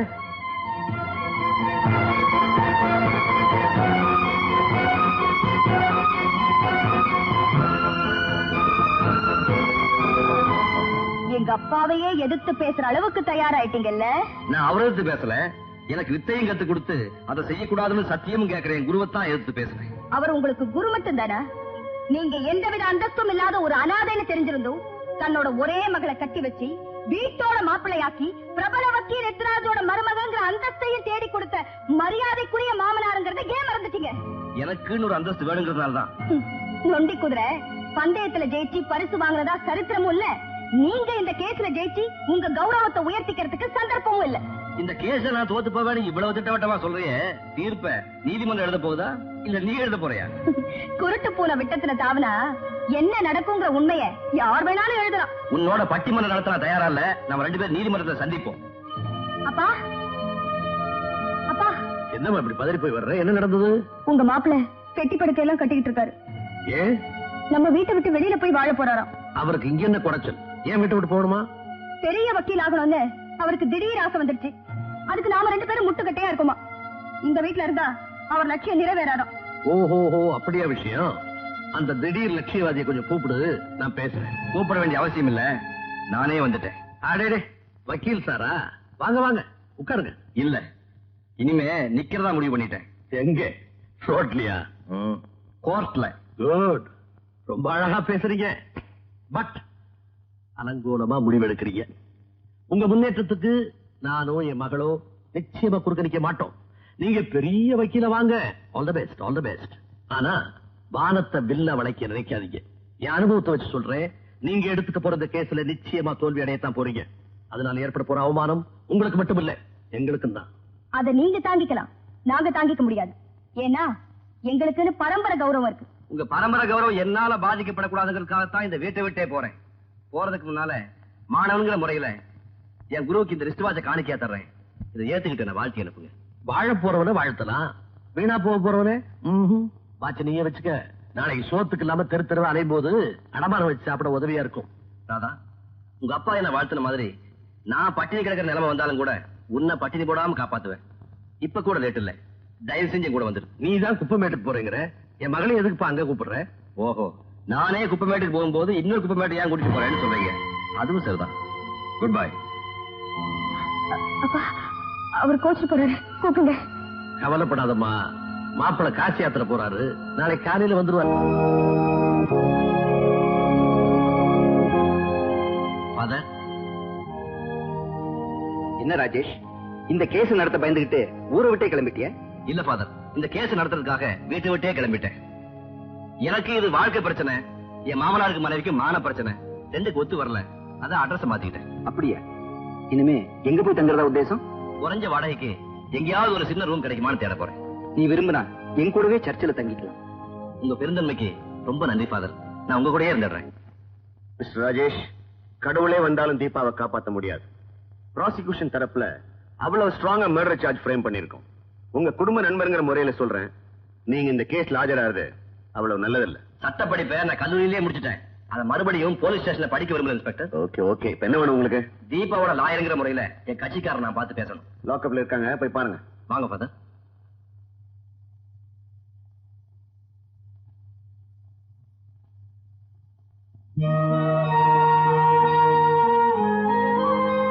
தீபா, இங்க வாம்மா.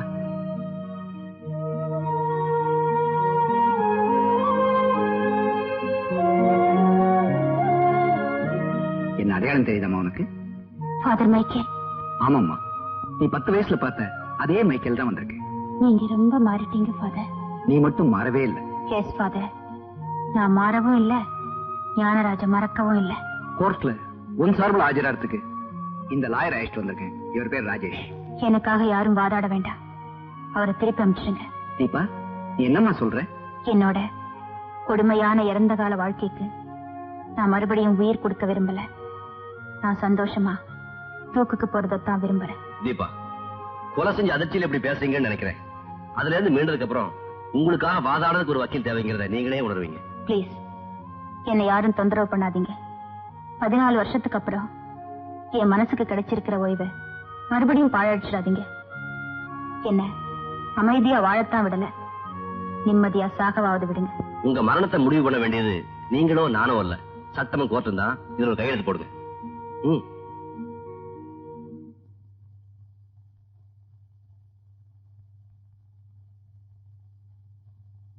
இத பாரு ராஜேஷ்,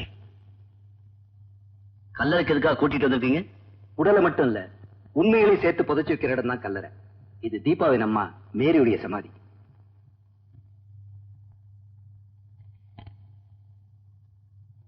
இதுல என்ன எழுதியிருக்கு பாரு. ஞானராஜ் கொல்வேன் எழுதியிருக்கு. 14 வருஷத்துக்கு முந்தி தீபா 10 வயசு சிறுமியா இருந்தப்போ அவளே எழுதின எழுத்து பாரு. 10 வயசுலயேவா? கொஞ்சம் விளக்கமா சொல்லுங்க ஃபாதர். அப்போ நடந்தது இதுதான். திடீர்னு ஒரு நாள் மேரி டீச்சர் தூக்கு போட்டு தற்கொலை செஞ்சுக்கிட்டாங்கன்னு சொல்லி இங்க கொண்டு வந்து அடக்கம் பண்ணாங்க. அனாதை ஆயிட்ட சிறுமி தீபாவை நான் கூட்டிட்டு வந்து என்னுடைய பாதுகாப்புல வச்சுக்கிட்டேன்.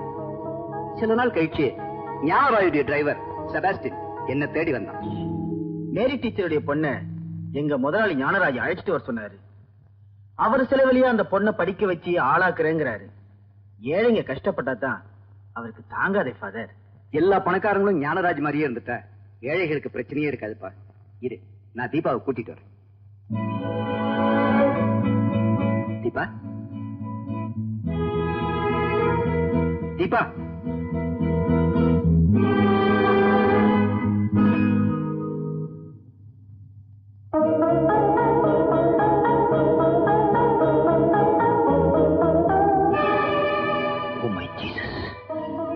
தீபா, ஏமா ஞானராஜ கொல்வேன்னு எழுதியிருக்கு?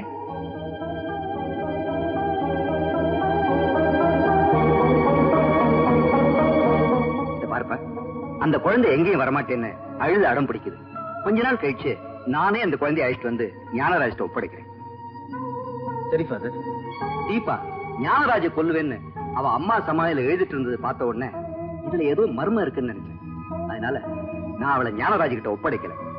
நல்லவேளை அடுத்த நாளே தீபாவை பார்க்க திருச்சியில இருந்து மேரியுடைய தங்கச்சி வந்தாங்க. அவங்க கிட்ட நான் தீபாவை ஒப்படைச்சிட்டேன்.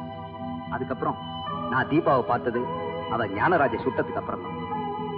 என் முதல் கேஸுக்கு அஸ்திவாரமே இல்லையோடு பயந்துட்டு இருந்தேன். வாதாடுறதுக்கு இப்போ ஒரு சின்ன அடிப்படை கிடைச்சிருக்கு. என்னப்பா அது? Childhood obsession. தீபா சின்ன வயசுலயே மனோநிலைமை பாதிக்கப்பட்டிருந்தாங்கிறது தான் நமக்கு கிடைச்சிருக்கிற ஒரே ஒரு துருப்பு சீட்டு. அதை வச்சுதான் கேஸ் ஸ்டார்ட் பண்ணி ஆகணும்.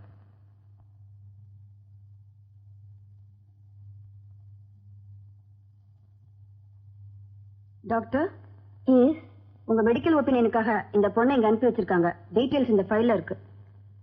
நீங்க வெளியே வெயிட் பண்ணுங்க. Please sit down.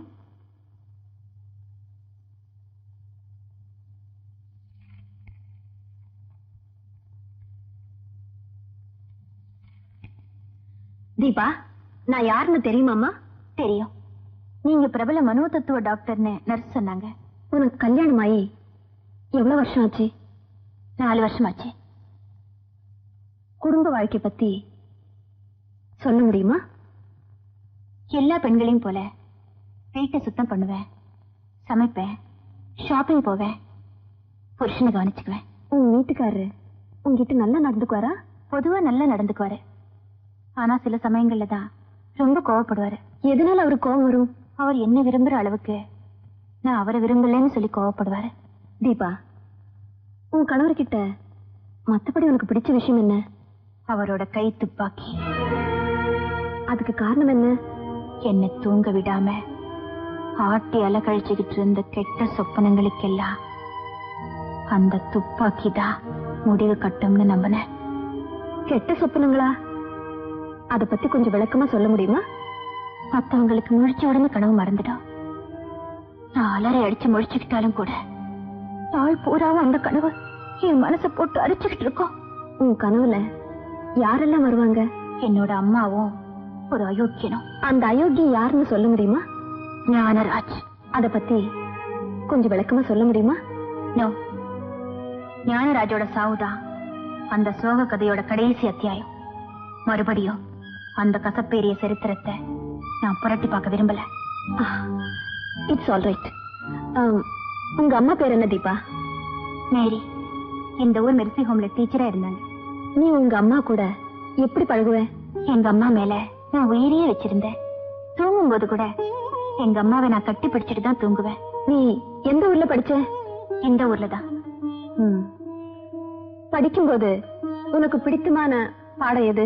பைபிள். கொலை செய்யறது பாவம்னு பைபிள்ல சொல்லிருக்கே. நீ ஞானராஜ கொன்னிட்டியே, அது பாவம் இல்லையா? அது பாவம் இல்ல. என்ன, ஞானராஜன் பைபிள் எல்லாம் படிச்சு வந்தா, அவன் எங்க அம்மாவை கொல்லல. அப்போ உங்க அம்மாவை ஞானராஜ் தான் கொன்னாருன்னு சதா நினைச்சுட்டு இருந்திருக்க. ஆமா, இரவும் பகலும் அதே எண்ணத்துலதான் நான் வாழ்ந்துட்டு இருந்தேன். எனக்கு தெரிஞ்சதெல்லாம் ஒன்னே ஒண்ணுதான், ஞானராஜ எப்படியாவது கொல்லணும். ஏன்னா அவன் எங்க அம்மாவை கொன்னவன். ஞானராஜ் செத்துட்டான். இப்போ நான் நிம்மதியா இருக்கேன்.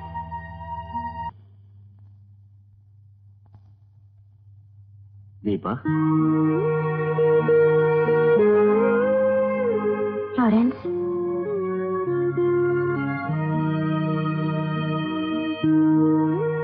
வாங்க லாரன்ஸ். நீங்க எப்ப வருவீங்கன்னு நான் ஏக்கத்தோட காத்துட்டு இருந்தேன்.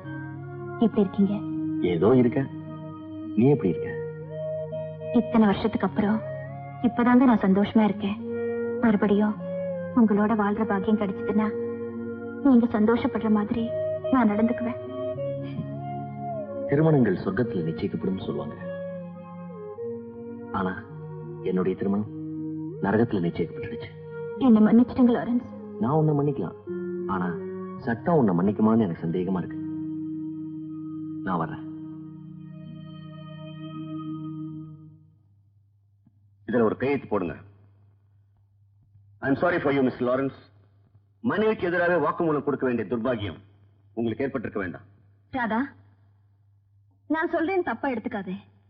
என்னைக்கு உன் புருஷன் வீட்டு விட்டு போனாரோ அன்னைக்கே நீயும் ஒரு பின்னால போயிருக்கணும்.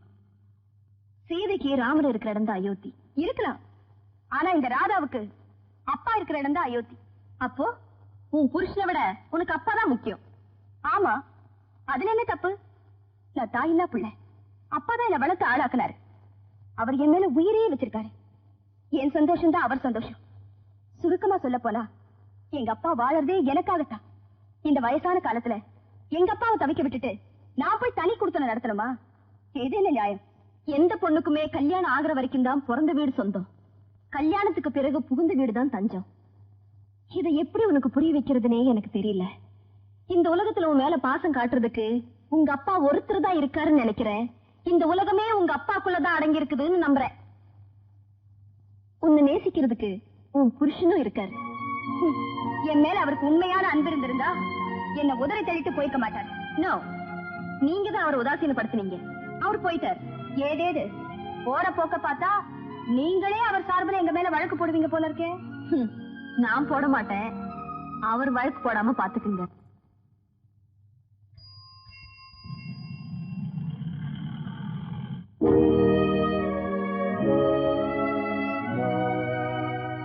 பாத்தியா, உன் வீட்டுக்காரர் வந்து இறங்குற வாகனத்தை இன்னைக்கு சைக்கிள்ல வந்து இறங்கி இருக்காரு. நாளைக்கு எதுல வர போறாரோ? நட வண்டியில தான். நீங்க வாங்கப்பா. ஃபாதர், மற்றுமா? ராஜேஷ், இது உன்னுடைய first case. All the best. God bless you. Thank you father. Sir, நீங்க என்ன ஆசீர்வாதம் பண்ண மாட்டீங்கன்னு எனக்கு நல்லா தெரியும். இருந்தாலும் உங்க ஆசீர்வாதத்தை நானே வாங்கிக்கிறேன்.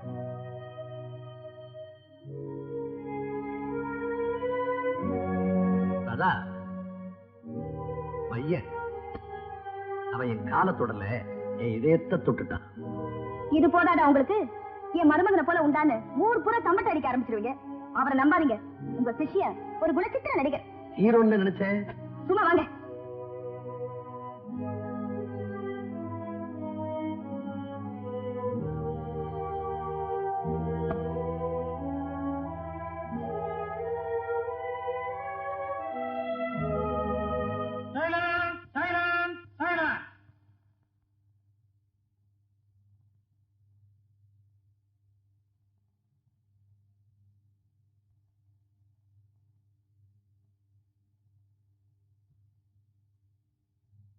Mrs Deepa Lawrence.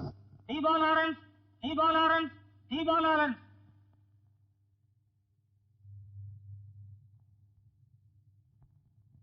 இதானம்மா missus Deepa Lawrence?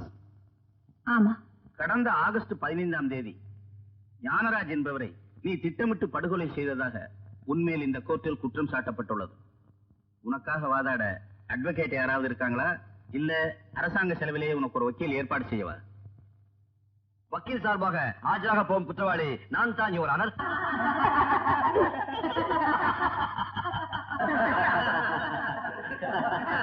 Order, order. என்ன சொல்றீங்கன்னு கொஞ்சம் தெளிவா சொல்லுங்க மிஸ்டர். குற்றவாளி தீபா சார்பில் ஆஜராக போகும் வக்கீல் நான் தான், யுவர் ஆனர். உங்க பேரு? நான் ராஜேஷ் பிஏபிஎல். அரசாங்க வக்கீல் ராதா கூட என் மனைவிதான். I object your honour. நான் அவரது மனைவியா அல்லது அவர் என் கணவரா என்பது இந்த வழக்குக்கு சம்பந்தமில்லாத பிரச்சனை. Objection upheld. மிஸ்டர் ராஜேஷ், இனி கோர்ட்டுக்கு சம்பந்தமில்லாத குடும்ப விஷயங்களை எல்லாம் இங்கு பேச வேண்டாம். Yes your honour. All right mister Rajesh. உங்கள் கட்சிக்காரியான தீபா தன் தாயை ஞானராஜ் கொன்றார், அதனால் நான் அவரை கொன்றேன் என்று போலீசில் வாக்குமூலம் எழுதி கொடுத்திருக்கிறார். இப்போ நீங்க அந்த வாக்குமூலத்தை உண்மை என்று ஒத்துக்க போறீங்களா, இல்ல பொய்ன்னு வாதாட போறீங்களா? போலீசில் தீபா கொடுத்த வாக்குமூலத்தை மறுக்கவோ அல்லது அது பொய் என்று வாதாடவோ நான் விரும்பவில்லை. யாருடைய கட்டாயம் இன்றி தீபா தன்னிச்சையாகத்தான் இந்த வாக்குமூலத்தை கொடுத்திருக்கிறார் என்பது எனக்கு தெரியும். அதுக்கப்புறமும் நீங்க வாதாட கேஸ்ல என்ன இருக்கு மிஸ்டர் ராஜேஷ்? இருக்கு யுவர் ஆனர். எப்படிப்பட்ட வித்தியாசமான சூழ்நிலையில தீபா இந்த கொலையை செய்ய வேண்டிய கட்டாயம் நேர்ந்ததுங்கிறத இந்த கோர்ட்ல நான் வெளிச்சத்து கொண்டு வர விரும்புறேன். என் வாதங்களையும் சாட்சிகளையும் கேட்டதுக்கு அப்புறம் பரிதாபத்துக்குரிய கட்சிக்காரருக்கு இந்த நீதிமன்றத்தின் பரிபூர்ண அனுதாபம் கிடைக்குங்கிற நம்பிக்கையில தான் இந்த வழக்கை நான் எடுத்துக்கிட்டேன். எஸ் மிஸ்டர் ராஜேஷ், உங்க தரப்பு நியாயங்களை சொல்வதற்கு உங்களுக்கு அவசியம் வாய்ப்பு தரப்படும். Thank you your honour. ப்ராசிக்யூட்டர், உங்க வாதத்தை தொடங்கலாம். என் தரப்பின் முதல் சாட்சி இன்ஸ்பெக்டர் மகேந்திரா. மிஸ்டர் மகேந்திரா, இந்த தீபாவை உங்களுக்கு தெரியுமா? தெரியும். ஞானராஜ சுட்டுக் கொன்னதா ஸ்டேஷனுக்கு வந்து ஒப்புதல் வாக்குமூலம் கொடுத்ததே இவங்கதான். I see. Revolver. தீபா கொலை செய்யறதுக்கு உபயோகப்படுத்துற ரிவால்வர் இதுதானே? ஆமா. இத கைரேக பரிசோதனைக்கு அனுப்பிச்சீங்களா? அனுப்பிச்சேன். யாரோட கைரேகை இருந்துச்சு? தீபாவுடைய கைரேகை இருந்துச்சு. Thank you. That's all, Your Honor. Mister Rajesh, prosecution தரப்பு சாட்சியை நீங்க குறுக்கு விசாரணை செய்யலாம். யுவர் ஆனர், இப்ப நான் அவரை விசாரிக்க விரும்பல, பின்னால விசாரிக்கிறேன். இதனால என்ன? எப்ப மிஸ்டர் ராஜேஷ்? கோர்ட் கலைந்த பிறகு விசாரிப்பதாக சொல்கிறார் என்று நினைக்கிறேன் your honour. Order order. Prosecutor, defence லாயரை கேலி செய்வதை இனி தவிர்க்கவும். Sorry your honour. Mister Rajesh, inspector மகேந்திராவை நீங்கள் ஏன் இப்பொழுது குறுக்கு விசாரணை செய்ய விரும்பல? இப்ப நான் அவரை விசாரிச்சா நான் கேட்க போகும் சில கேள்விகள் இந்த வழக்குக்கு சம்பந்தம் இல்லாத மாதிரி தோணும். அதனால முதல்ல சில சாட்சிகளை விசாரிச்சுட்டு அப்புறமா விசாரிக்கிறேன். All right, I quite agree with your point. Now prosecutor, உங்கள் அடுத்த சாட்சியை விசாரிக்கலாம். எனது அடுத்த சாட்சி கொலை செய்யப்பட்ட ஞானராஜின் மனைவி மைதிலி ஞானராஜ். மிஸ்ஸஸ் ஞானராஜ், கொலை நடந்த அன்னைக்கு நீங்க எங்க இருந்தீங்க? மெஸ்ஸி ஹோம்ல என் கணவரோட தான் இருந்தேன். அந்த துயரமான சம்பவம் எப்படி நடந்ததுன்னு கொஞ்சம் விளக்கமா சொல்ல முடியுமா? சொல்றேன். அன்னைக்கு அந்த பள்ளிக்கூடத்துல கொடியேற்றுறதுக்காக என் கணவரை கூப்பிட்டு இருந்தாங்க. கூட நானும் போயிருந்தேன். அவர் கொடியேற்ற போனாரு. அப்போ என் கணவரை காப்பாத்துறதுக்கு நான் ஓடுறதுக்குள்ள இந்த பொண்ணு அவரை சுட்டு தள்ளிட்டா. ஐ சே, இதுக்கு முன்னால நீங்க தீபாவை பாத்திருக்கீங்களா? பார்த்ததில்ல. தீபா உங்க கணவரை எதுக்காக கொன்னான்னு தெரியுமா? எனக்கு தெரியாது. உங்க கணவருக்கு யாராவது விரோதிகள் உண்டா? நிச்சயமா இல்ல. அவருடைய நல்ல மனசுக்கு அவருக்கு யாருமே விரோதிகள் இருக்க முடியாது. Thank you madam. That's all your honour. Mister Rajesh, missus ஞானராஜையாவது இப்ப குறுக்கு விசாரணை செய்ய போறீங்களா, இல்ல இவங்களையும் பின்னால விசாரிக்க போறீங்களா? யுவர் ஆனர், எதுக்கும் இப்ப கொஞ்சம் விசாரிச்சுக்கிறேன். தேவைப்பட்டா அப்புறம் மறுபடியும் விசாரிக்கிறேன். Thank God. Please proceed.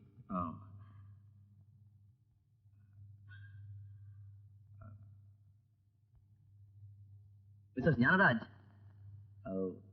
உங்க கணவர் உங்ககிட்ட உண்மையானவரா நடந்துகிட்டாரா? I object your honour. இது வழக்குக்கு சம்பந்தம் இல்லாத கேள்வி. நோ ப்ராசிக்யூட்டர், இந்த கேள்வி வழக்குக்கு சம்பந்தப்பட்டது என்று நான் கருதுகிறேன். சாட்சி பதில் சொல்ல வேண்டும். Objection overruled. Thank you your honour. மறுபடியும் கேட்கிறேன், உங்க கணவர் உங்ககிட்ட உண்மையானவரா நடந்துகிட்டாரா? நிச்சயமா நடந்துகிட்டாரு. என்ன தவிர அவர் உள்ளத்துல வேற எந்த பொண்ணுக்கும் இடம் கிடையாது. Thank you. That's all your honour. Your honour, Deepa தான் இந்த கொலையை செய்தாள் என்பதற்கான சாட்சிகள் இதுவரைக்கும் விசாரிக்கப்பட்டுள்ளன. இனி தீபா திட்டமிட்டுத்தான் இந்த கொலையை செய்தாள் என்பதற்கான சாட்சிகளை விசாரிக்க அனுமதி கோருகிறேன். Yes, proceed. எனது முதல் சாட்சி தீபாவின் கணவர் மிஸ்டர் லாரன்ஸ்.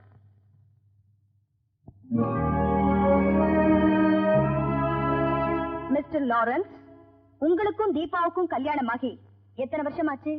4 வருஷமாச்சு. இந்த 4 வருஷம் மன வாழ்க்கையில நீங்க தீபாவை பத்தி என்ன தெரிஞ்சுக்கிட்டீங்க? கொலையும் செய்வாள் பத்தினிங்கிறது உண்மைன்னு தெரிஞ்சுக்கிட்டேன். ஏன் அப்படி சொல்றீங்க? சதா தனிமையிலேயே உட்கார்ந்துட்டு இருப்பா. ஏதோ சிந்திச்சிட்டு இருக்கான்னு நினைச்சேன். இப்பதான் தெரியுது, இந்த கொலையை செய்யறதுக்கு தான் இவ திட்டம் போட்டிருக்காங்க. Prosecution Exhibit Number 1. Number 2.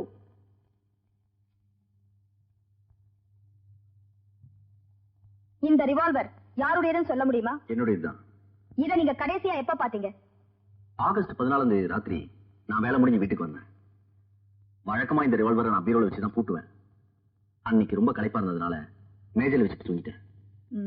அப்போ இதுல எத்தனை குண்டுகள் இருந்தது? 6 குண்டுகள்.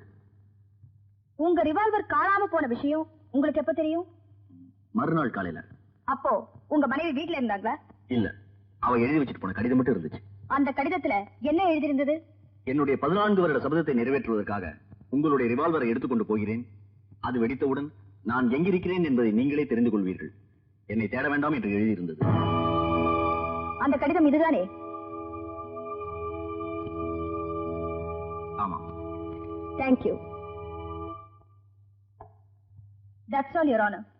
டிஃபென்ஸ் லாயர், நீங்கள் மிஸ்டர் லாரன்ஸை இனி குறுக்கு விசாரணை செய்யலாம். இவரை மற்றொரு சமயத்தில் விசாரிக்க அனுமதி அளிக்கும்படி வேண்டுகிறேன். குறுக்கு விசாரணையை தள்ளி போட எதிர்தரப்பு வக்கீலுக்கு உரிமை உண்டுதான். அதுக்காக நீங்க ஒவ்வொரு சாட்சியையும் குறுக்கு விசாரணை செய்யாமல் கோர்ட்டார் நேரத்தை வீணடிக்க வேண்டாம் மிஸ்டர் ராஜேஷ். யுவர் ஆனர், குறுக்கு விசாரணையை நான் தள்ளி போடுவதற்கு தகுந்த காரணம் இருக்கிறது. அதனால் தேவைப்படும் போது சாட்சியை விசாரிக்க அனுமதி அளிக்க வேண்டுகிறேன். Yes, permission granted. கனம் நீதிபதி அவர்களே, தீபா தான் திட்டமிட்டு ஞானராஜை படுகொலை செய்தாள் என்பதும் அரசாங்க தரப்பில் தெளிவாக நிரூபிக்கப்பட்டு விட்டது. இந்த வழக்கில் தீபாவுக்கு ஆதரவாக வாதாடுவதற்கு எதிர்த்தரப்பு வக்கீலுக்கு ஒரே வாய்ப்புதான் இருக்கிறது. அதாவது கொலை செய்த தீபா ஒரு மனநோயாளி என்று வாதாடி சட்டத்தின் பிடியிலிருந்து அவளை விடுவிக்க நினைக்கலாம். ஆனால் அந்த சிரமத்தையும் நான் அவருக்கு கொடுக்க போவதில்லை. எனது கடைசி சாட்சியாக மனோதத்துவ மேதை டாக்டர் சாரதாவை விசாரிக்க அனுமதி வேண்டுகிறேன். S, proceed. டாக்டர் சாரதா, நீங்கள் மருத்துவத்துறையில் என்ன பதவி வகிக்கிறீர்கள் என்பதை தெரிந்து கொள்ளலாமா? நான் மனநல மருத்துவமனையில் டைரக்டராக இருக்கிறேன். குற்றையில் மனோ தத்துவத்தில் உயர்மட்ட ஆலோசகராகவும் இருக்கிறேன். Thank you doctor. தீபாவை நீங்க மருத்துவ பரிசோதனை பண்ணீங்களா? எஸ், மருத்துவ பரீட்சைகளும் மனோ தத்துவ சோதனைகளும் பண்ணினேன். உங்கள் சோதனைகளின்படி தீபா புத்தி சுவாதீனம் உள்ள பொண்ணா, புத்தி சுவாதீனம் உள்ள பொண்ணுதான். சோ சட்டப்பூர்வமா இந்த கொலைக்கான முழு பொறுப்பையும் விளைவுகளையும் ஏத்துக்கிற அளவுக்கு தீபா மனப்பக்குவம் உடையவள், அப்படித்தானே? ஆமா. Thank you doctor. எதிர்த்தரப்பு வக்கீலுக்கு எனது ஆழ்ந்த அனுதாபங்களை தெரிவித்துக் கொண்டு எனது விசாரணையை முடித்துக் கொள்கிறேன், யுவர் ஆனர். கோர்ட்டாரின் அனுமதியோடு டாக்டர் சாரதாவை சில கேள்விகள் கேட்க விரும்புகிறேன். மிஸ்டர் ராஜேஷ், லஞ்ச் இடைவேளைக்கு பிறகு நீங்கள் இந்த சாட்சியை விசாரிக்கலாம். இப்பொழுது கோர்ட் கலைகிறது. மிஸ்டர் டிஃபென்ஸ் லாயர், எத்தனை தடவை தலையில அடிச்சுக்கிட்டேன். உங்க கோமாளித்தனத்தை கண்டு கோர்ட்டே சிரிக்குது. ஆல்ரைட், இப்போ ஒண்ணு கிட்ட போல, நான் சொல்றபடி செய்யுங்க. என்ன செய்யணும் சொல்லுங்க மேடம். மரியாதையா மத்தியானத்துக்கு மேல கோர்ட்டுக்கு வராம ஓடி போயிடுங்க. கொஞ்ச நஞ்சம் இருக்கிற மானமாவது எங்களுக்கு மிஞ்சும்.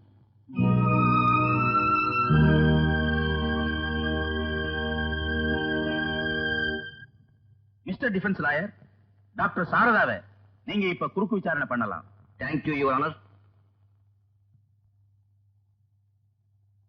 டாக்டர் சாரதா, மருத்துவத்துறையில ட்ரௌமாட்டிக் சைக்கோசிஸ் சொல்றாங்களே, அதுக்கு என்ன அர்த்தம்னு கொஞ்சம் கோர்ட்டுக்கு விளக்கி சொல்ல முடியுமா? ட்ரௌமான்னா மருத்துவ ரீதியா உடற்காயப்பிணின்னு அர்த்தம். ட்ரௌமேட்டிக் சைக்கோசிஸ்னா மனோதத்துவ ரீதியா மனக்காய பீடித்தல் அர்த்தம். அந்த மனக்காயங்கள் ஏற்பட காரணம் தாங்க முடியாத மன அதிர்ச்சி. உடம்புல ஏற்பட காயங்கள் உடம்ப பாதிக்கிற மாதிரி மனசுல ஏற்பட காயங்கள் மனசை பாதிக்குமா? நிச்சயமா பாதிக்கும். தகுந்த சிகிச்சை எடுத்துக்கலன்னா மனசுல ஏற்படுற காயங்கள்னால மனோநிலைமையே மாறி போக சந்தர்ப்பம் உண்டு. அதாவது அப்படிப்பட்டவங்க மனநோயாளிகளாவே ஆயிடுவாங்கன்னு சொல்றீங்க, அப்படித்தானே? Yes, you are correct. உதாரணமா, ஒரு பொண்ணு சின்ன வயசுல தான் உயிர்க்குயிரா நேசிக்கிற தாயை தான் கண்ணெதிரிலேயே வன்முறை காரணமா இழந்துடுறான்னு வச்சுங்க. நீங்க சொன்ன மாதிரி அந்த அதிர்ச்சி அவ மனசை காயப்படுத்துமா? நிச்சயமா காயப்படுத்தும். அந்த சிறுமி பெரியவளானதுக்கு அப்புறம் கூட அந்த மனக்காய ஆறாம பீடிச்சிருந்து தொந்தரவு செய்யறதுக்கு வாய்ப்புகள் உண்டா? வாய்ப்புகள் உண்டு. அப்படிப்பட்ட ஆறாத மனக்காயங்கள்னால அவளுக்கு மனோவியாதி வருமா? அதுக்கு சாத்தியம் உண்டு. Very good doctor. நீங்க தீபாவை மருத்துவ பரிசோதனை செஞ்சதா ஏற்கனவே கோர்ட்ல சொல்லிருக்கீங்க. ஆமா, சொல்லிருக்கேன். அப்படின்னா கல்யாணமாகி 4 வருஷம் ஆகியும் அவ இன்னும் கன்னி பொண்ணாவே இருக்காங்கிற உண்மை உங்களுக்கு தெரியும், அப்படித்தானே? ஆமா. சோ தீபாவால சகஜமான தாம்பத்திய உறவை தன் கணவனோடு வைத்துக் கொள்ள முடியவில்லை, அப்படித்தானே? கரெக்ட். அவளுடைய இந்த விசித்திரமான மனப்போக்குக்கு என்ன காரணம் என்று சொல்ல முடியுமா? அவ மனசுல ஏற்பட்ட சில ஆழமான காயங்கள் பிற்காலத்துல அவளுடைய தாம்பத்திய வாழ்க்கையை கடுமையாக பாதிச்சிருக்கும் நினைக்கிறேன். அப்போ அந்த ஆறாத மனக்காயங்களின் பீடிப்பு தீபாவோட மனநிலையை பாதிச்சிருக்குன்னு ஒப்புக்கொள்றீங்களா? ஆமா, ஒப்புக்கொள்கிறேன். Thank you doctor. That's all your honour. Prosecutor, உங்க தரப்பில் நீங்கள் இன்னும் யாரையாவது விசாரிக்க வேண்டியிருக்க? No your honour. எதிர்த்தரப்பு வக்கீல் வேண்டுமானால் தனக்கு இருப்பது ஒரே ஒரு வழக்கு என்பதால் வாழ்க்கை முழுவதும் இதையே வாதாடி கொண்டிருக்கலாம் என்று நினைக்கலாம். ஆனால் என்னை பொறுத்தவரையில் இதுவரைக்கும் நான் விசாரித்த சாட்சிகளே போதும். எதிர்தரப்பில் ஏதாவது சாட்சிகள் விசாரிக்க இருந்தால் அனுமதி அளிக்கிறேன். யுவர் ஆனர், தீபாவின் கணவர் மிஸ்டர் லாரன்ஸை இப்போது விசாரிக்க விரும்புகிறேன். Yes, permission granted. Mister Lawrence, உங்க மன வாழ்க்கை மகிழ்ச்சிகரமான ஒன்றா? இல்லை. ஏன் இல்லை? மற்ற தம்பதிகளைப் போல் நாங்கள் தாம்பத்திய உறவு வைத்துக் கொள்ள முடியவில்லை. அதற்கு யார் காரணம்? என் மனைவி தீபா. கொஞ்சம் விளக்கமா சொல்ல முடியுமா? நெருக்கமான உறவுக்காக நான் தீபாவை நெருங்கிற நேரத்துல எல்லாம் அவ நெருப்பா மாறிடுவா. கதறி கதறி அழுவா, மயங்கி விழுந்துடுவா. இப்படி நடந்துகிட்டதுக்கு என்ன காரணம்னு நீங்க தீபாவை கேட்டது உண்டா? எவ்வளவோ தடவை கேட்டு பார்த்துட்டேன், சொல்ல மறுத்துட்டா. தீபாவுக்கு மருத்துவ சிகிச்சை அளிக்க முயற்சி எடுத்துட்டீங்களா? தீபாவை எத்தனையோ டாக்டர் கூட்டு போனேன். எல்லா டாக்டர்களும் ஒரே மாதிரி சொன்னாங்க. ஒரே மாதிரி என்ன சொன்னாங்க? தீபா ஒரு மனநோயாளி, பொறுமையா இருங்க, காலப்போக்கில் அவளே குணமாயிடுவான்னு சொன்னாங்க. Your honour, please note down this point. எல்லா டாக்டர்களும் தீபாவை மனநோயாளின்னு சொல்லியிருக்காங்க. டாக்டர் சொன்ன மாதிரி தீபா குணமடைஞ்சாளா? இல்ல, அவ குணமாவாங்கிற அறிகுறியே தெரியல. அதனால இப்ப நான் ஒரு முடிவுக்கு வந்துட்டேன். என்ன முடிவு மிஸ்டர் லாரன்ஸ்? புத்தி பேதலிச்சு போன மனைவியோட இனிமே குடும்பம் நடத்த சந்தர்ப்பம் இல்ல. அதனால தீபாவை விவாகரத்து செய்ய போறேன். அதுக்கான மனுவையும் திருச்சி கோர்ட்ல தாக்கல் செஞ்சுட்டேன். லாரன்ஸ், வெந்த புண்ணுல வேலை செஞ்சுக்கிட்டீங்க. She is finished. Your Honor, I am finished with my witness. Oh God. The court is adjourned for the day.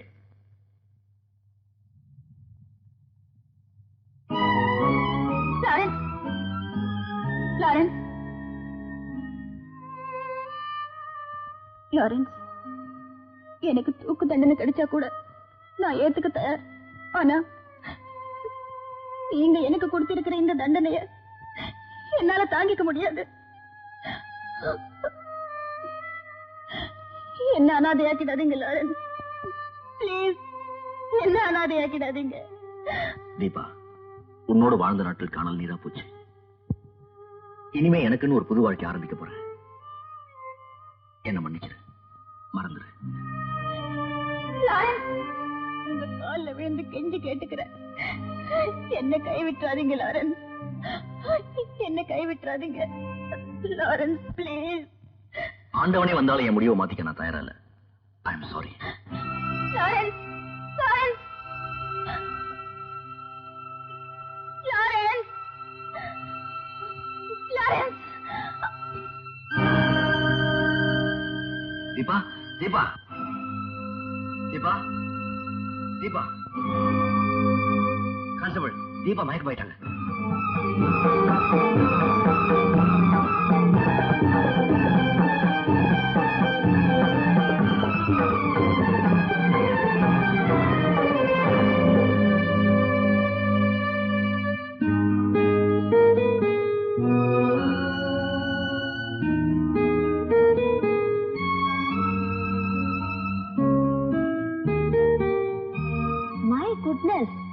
இன்னும் நீங்க இங்கே இருக்கீங்களா? ஸ்ட்ராங் செடேட்டிவ் கொடுத்திருக்கேன், மயக்கம் தெளிஞ்சு காலையில தான் முழிப்பான்னு உங்ககிட்ட சொல்லிட்டு தானே போனேன். சொன்னீங்க, போகணும்னு தான் நினைச்சேன். ஆனா முடியல. முடியலையா? ஏன்னு எனக்கே தெரியல. இன்னமும் இனம் புரியாத பரிவும் பாசமும் தீபா மேல ஏற்பட்டிருக்கு. எப்பவும் அவ பக்கத்திலேயே இருக்கணும், அவளுக்கு பாதுகாப்பா இருக்கணும்னு தோணுது. இப்படிப்பட்ட பரிவும் பாசமும் இவளுடைய வழக்க நடத்துறவருக்கு வரக்கூடாது, இவளோட வாழ்க்கை நடத்துறவருக்கு தான் வரணும். அப்படிப்பட்ட பாக்கியம் தீபாவும் கிடைக்கல, எனக்கும் கிட்டல. நாங்க 2 பேருமே அன்புக்காக எங்க அனாதைகள். ஒருத்தருக்கு ஒருத்தர் அன்பை பரிமாறிக்கிறதுல தப்பில்ல.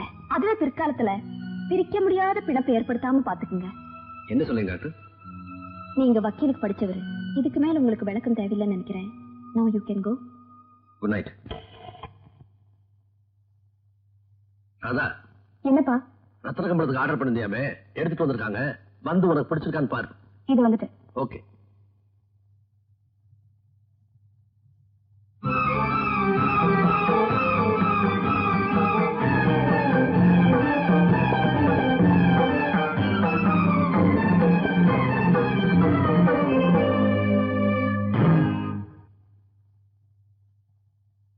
Madam, you like it?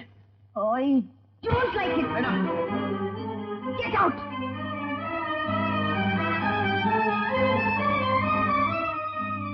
என்னப்பா, என்னாச்சு? என்ன சார் பிடிச்சிருக்கான்னு கேட்டேன், கண்ணத்துக்கு புடிபடுத்திட்டு போயிட்டாங்க. ஐம் சாரி, என் மகன் ஏதோ ஒரு மூட்ல அப்படி செஞ்சுட்டான்னு நினைக்கிறேன். அவளுக்காக நான் மன்னிப்பு கேட்டுக்கிறேன். என்னமாச்சு உனக்கு? கம்பளம் கொண்டு வந்தோன்னு காரணம் இல்லாம கண்ணத்திலேயே அடிச்சேன். இப்ப வந்தவனுக்கு விழுந்தாரே, என் வீட்டுக்காரருக்கு விழுந்திருக்க வேண்டியது. இப்பதான் உன் கோபத்துக்கு காரணம் எனக்கு புரியுது. கோர்ட்ல உன்னை பெத்தவன் எழுத்து வாதாடினாலே உனக்கு பிடிக்காது. இப்போ உன் புருஷனே எழுத்து வாதாடி இருக்கிறானே, உன்னால பொறுத்துக்க முடியல, அப்படித்தானே? என்னை எதிர்த்து வாதாடினது மட்டும்தான் உங்க கண்ணுக்கு தெரிஞ்சுதா? என் கண்ணுக்கு எதிரிலேயே அந்த கொலைகாரி தீபாவை தூக்கிட்டு போனாரே, அது உங்களுக்கு தெரியல? தீபா திடீர்னு மயக்கம் போட்டு விழுந்துட்டா. தன்னுடைய கட்சிக்காரிங்கிற முறையில முதலுதவி செஞ்சிருக்கான். இதுல என்னமா தப்பு? அவரு முதலுதவி செய்யறதுக்காக அவளை தூக்கல, அவளை தூக்கறதுக்காகத்தான் முதலுதவியே செஞ்சிருக்காரு. ஏமா சின்ன விஷயத்தெல்லாம் பெருசுபடுத்தி மனசை போட்டு அலட்டிக்கிறேன்? எதுப்பா சின்ன விஷயம்? பொண்டாட்டி எதிரிலேயே பூமால மாதிரி இன்னொருத்தைய நெஞ்சில் அள்ளி போட்டு போனாரே, அதுவா சின்ன விஷயம்? அவர்தான் அப்படின்னா இன்னொரு பொண்ணை எப்படி தொடலான்னு சொல்லி நீங்களாவது தட்டி கேட்டீங்களா? இப்ப உங்களை நினைச்சதான் எனக்கு பத்திக்கிட்டு வருது. இத பாருமா, இந்த மாதிரி பர்சனல் விஷயங்கள்லாம் புருஷனும் பொண்டாட்டியும் தனியா பேசி தீர்த்துக்கணும். இதுல நான் தலையிடுறது அவ்வளவு நல்லா இருக்காது. எவ்வளவு சொல்லி கேட்காம அவர் வீட்டை விட்டு வெளியே போயிட்டாரு. அவர்கிட்ட நான் போய் வழிய பேச மாட்டேன். அவர் எவகிட்ட வேணாலும் குமாரம் போடட்டும், கூத்தடிக்கட்டும். எனக்கு என்ன வந்துச்சு? நீயே வாதமும் பண்ணிட்ட, நீயே தீர்ப்பு எழுதிட்ட. நாளைக்கே உன்னுடைய தீர்ப்புகள் திருத்தப்படலாம். அப்பா, இப்ப நீங்க இங்க இருந்து போகலாம். Radha, please do what I சே.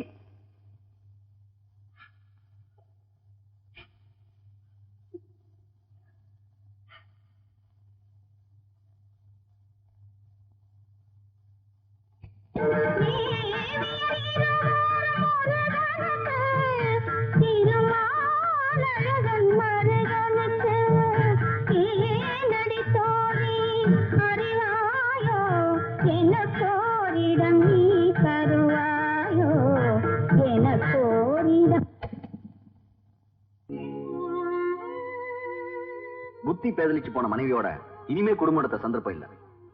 அதனால தீபாவை விவாகரத்து செய்ய போறேன்.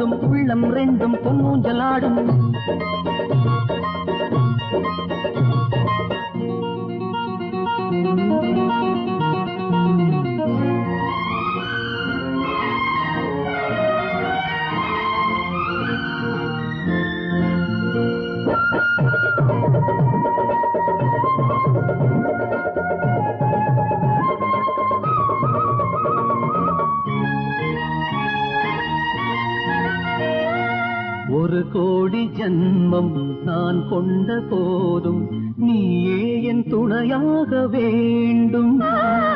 பூவாக நானும் பிறக்கின்ற போதும் பனியாக நீ தோன்ற வேண்டும். பாவை உங்கள் பாதை அதில் நிழலாக வருவேனம்மா. வண்ண பூவசந்தம் நெஞ்சில் தேன் பொழியும். உந்தன் பூங்கரங்கள் என்னை மாலையிடும். தேன் பாயும் வேளை செவ்வான மாலை பூந்தென்றல் தாலாட்டு பாடும். தெய்வங்கள் நல்வாழ்த்து கூறும். காதல் வெள்ளம் கண்ணோடு மோதும். உள்ளம் ரெண்டும் பொன்னூஞ்சலாடும்.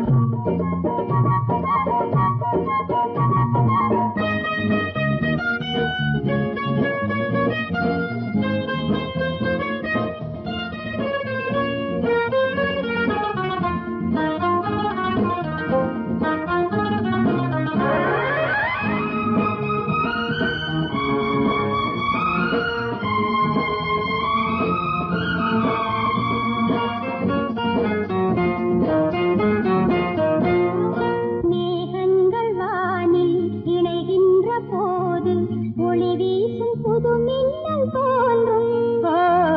தேகங்கள் ரெண்டும் தொடுகின்ற போது மோகங்கள் அலை போல மோதும். கொண்ட கையில் உன் மார்போடு விளையாடுது. உந்தன் மார்விழியே சந்தம் பாடிடுதே. இந்த காவிரியே நெஞ்சில் பாய்கிறதே. தேன் பாயும்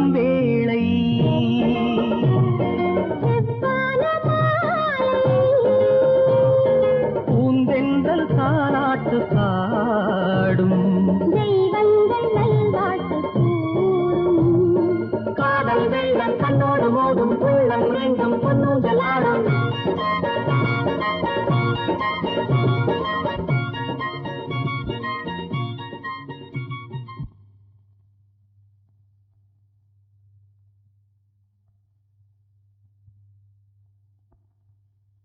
தீபா, என்ன லாரன்ஸ், எப்ப நம்ம திருமண சடங்கெல்லாம் முடியும்னு நான் தவிச்சிட்டு இருந்தேன். தவிச்சிட்டு இருந்தீங்களா? அப்பதானே நம்ம சடங்க சீக்கிரம் ஆரம்பிக்க முடியும். இப்பவே இவ்வளவு வைக்கப்பட்டா எப்படி? இன்னும் எவ்வளவோ கதைகள் இருக்கே. என்ன கதை? கட்டிலுக்கு வா, சொல்றேன்.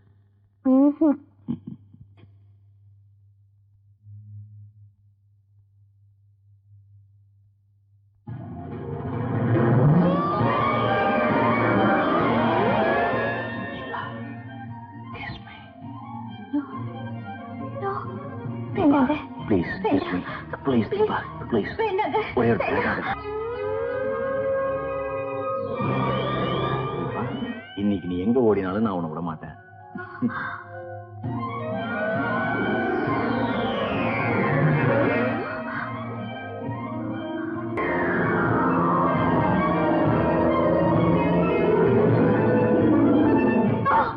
வேண்டாம் லாரன்ஸ், எனக்கு பயமா இருக்கு. ப்ளீஸ் என்ன தொடாதீங்க. ப்ளீஸ். முதல் இரவு அன்னைக்கு எல்லா பெண்களும் இப்படித்தான் பயப்படுவாங்க, விலகி போவாங்க. அந்த நேரத்துல வெறுங்கையால விலாங்கு மீனை பிடிக்கிற மாதிரி எல்லா புது மாப்பிள்ளைகளுக்கும் படுக்கையில இப்படி ஒரு போராட்டமே நடக்கும். அதுக்கு நான் மட்டும் விதிவிலக்கா என்ன? Come on, darling. வேண்டாம் லாரன்ஸ், ப்ளீஸ் என்ன விட்டுருங்க. வேண்டாம் வேண்டாம், ப்ளீஸ் என்ன விட்டுருங்க லாரன்ஸ். வேண்டாம் வேண்டாம்,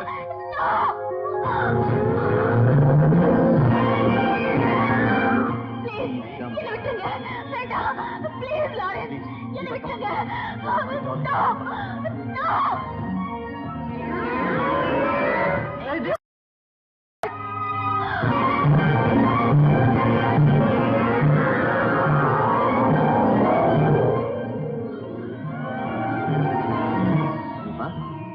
உனக்கு என்னாச்சு?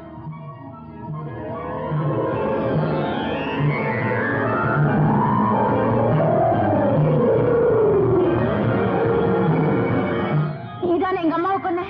தீபா, நீதானே எங்க அம்மாவை கொன்ன. தீபா, நீதானே எங்க அம்மாவை கொன்ன. தீபா, நீதானே எங்க அம்மாவை கொன்ன. நீதானே எங்க அம்மாவை கொன்ன.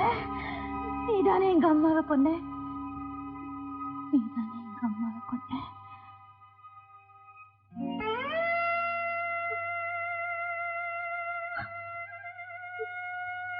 No. No.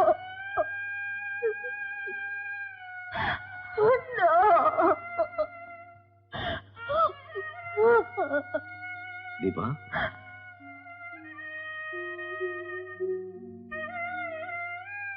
தீபா, நீ யார நினைச்சாளன்னு எனக்கு தெரியும். உன்னை விவாகரத்து பண்றேன்னு கோர்ட்ல உன் கணவர் சொன்னப்போ என்னாலேயே தாங்க முடியல. உன்னால மட்டும் எப்படி தாங்கிக்க முடியும்? மிஸ்டர் ராஜேஷ், நான் மனப்புயல்ல சிக்கி தவிச்சிட்டு இருந்தப்போ ஒரு நல்ல மனைவியா அவரோட என்னால வாழ முடியல. இப்போ அந்த புயல் அடங்கிடுச்சு. என் மனசு தெளிஞ்ச நீரோட மாதிரி இருக்கு. என் புருஷனை சந்தோஷமா வச்சுக்கணும்னு இப்ப நான் ஆசைப்படுறேன். ஆனா விதியோட ஆசை வேறு விதமா போச்சு. தீபா, உனக்காக நான் கண்ணீர் சிந்தலாம். ஆனா நீ சிந்துற கண்ணீரை எப்படி துடைக்கிறதுன்னு தான் எனக்கு தெரியல. என்னோட கடைசி ஆசை என்ன தெரியுமா? ஒருவேளை இந்த வழக்குல மரண தண்டனை கிடைச்சு நான் செத்தேன்னா அனாதை பணமா நான் அடக்கமாக விரும்பல. லாரன்ஸோட மனைவியாத்தா சாக விரும்புற. நீ லாரன்ஸோட மனைவியா சாக விரும்புற. ஆனா லாரன்ஸோட மனைவியா உன்னை வாழ வைக்கிறதுக்காக இந்த வழக்குல நான் போராடிக்கிட்டு இருக்கேன். என் மேல நீங்க வச்சிருக்கிற அன்புக்கு நான் ரொம்ப கடமைப்பட்டிருக்கேன். உன் கணவரோட அன்பை திரும்ப பெறதுக்காக நீ கர்த்தரை பிரார்த்தனை பண்ணு. உனக்காக உன் கணவர் காலில் விழுந்தாவது அவரோட முடிவை மாத்திக்க சொல்றேன். மிஸ்டர் லாரன்ஸ், உங்களை பார்க்கத்தான் ஓடோடி வர்றேன். என்ன விஷயம்? உங்களை என் பிரதரா நினைச்சு கெஞ்சி கேட்டுக்கிறேன். உங்க மனைவியோட மனநிலைமை இப்ப கம்ப்ளீட்டா குணமாயிடுச்சு. இனிமே எல்லா விதத்திலையும் உங்களுக்கு ஏத்த மனைவியா அவங்க சந்தோஷமா உங்க கூட வாழ முடியும். அவசரப்பட்டு தீபா விவாகரத்து பண்ணாதீங்க. என்னமோ அவ நாளைக்கே விடுதலையா வெளியே வர மாதிரி இல்ல, அவ்வளவு உறுதியா பேசுறீங்க. ஒருவேளை நான் கஷ்டப்பட்டு விடுதலை வாங்கி கொடுத்துட்டேன்னா என்னோட உழைப்பும் தீபாவோட எதிர்காலம் வீணா போடக்கூடாது இல்லையா? அதுக்காக தான் உங்ககிட்ட மண்டாடுறேன். அத்தைக்கு மீச முளைக்கட்டும், பாக்கலாம். லாரன்ஸ், இதை உங்க காலுன்னு நினைச்சு கெஞ்சி கேட்டுக்கிறேன். உங்க மனைவிக்கு வாழ்க்கை தர மறுத்தீங்கன்னா நிச்சயமா அவ தற்கொலை பண்ணிக்குவாங்க. லுக், தீபா என்ன பொறுத்த வரைக்கும் பிரிச்சு எறிஞ்ச கூரை. நான் மறுமணம் செய்துக்க போறது உறுதி. பொண்ணெல்லாம் ஏற்கனவே பார்த்தாச்சு. Please don't disturb me. உங்க மனைவியோட 4 வருஷம் குடும்பம் நடத்திட்டு இந்த நேரத்துல இப்படி நட்டாத்துல விட்டுட்டு போனா அவங்க அனாதை ஆயிடுவாங்க. அவங்களுக்கு வேற ஆதரவே இல்லாம போயிடும். உங்க கட்சிக்காரி கன்னி பொண்ணு தானே, நீங்களே அவளை கல்யாணம் பண்ணிக்கிட்டு ஆதரவா இருக்கலாமே. அடுத்தது லாஸ்ட் ரோ. அது அது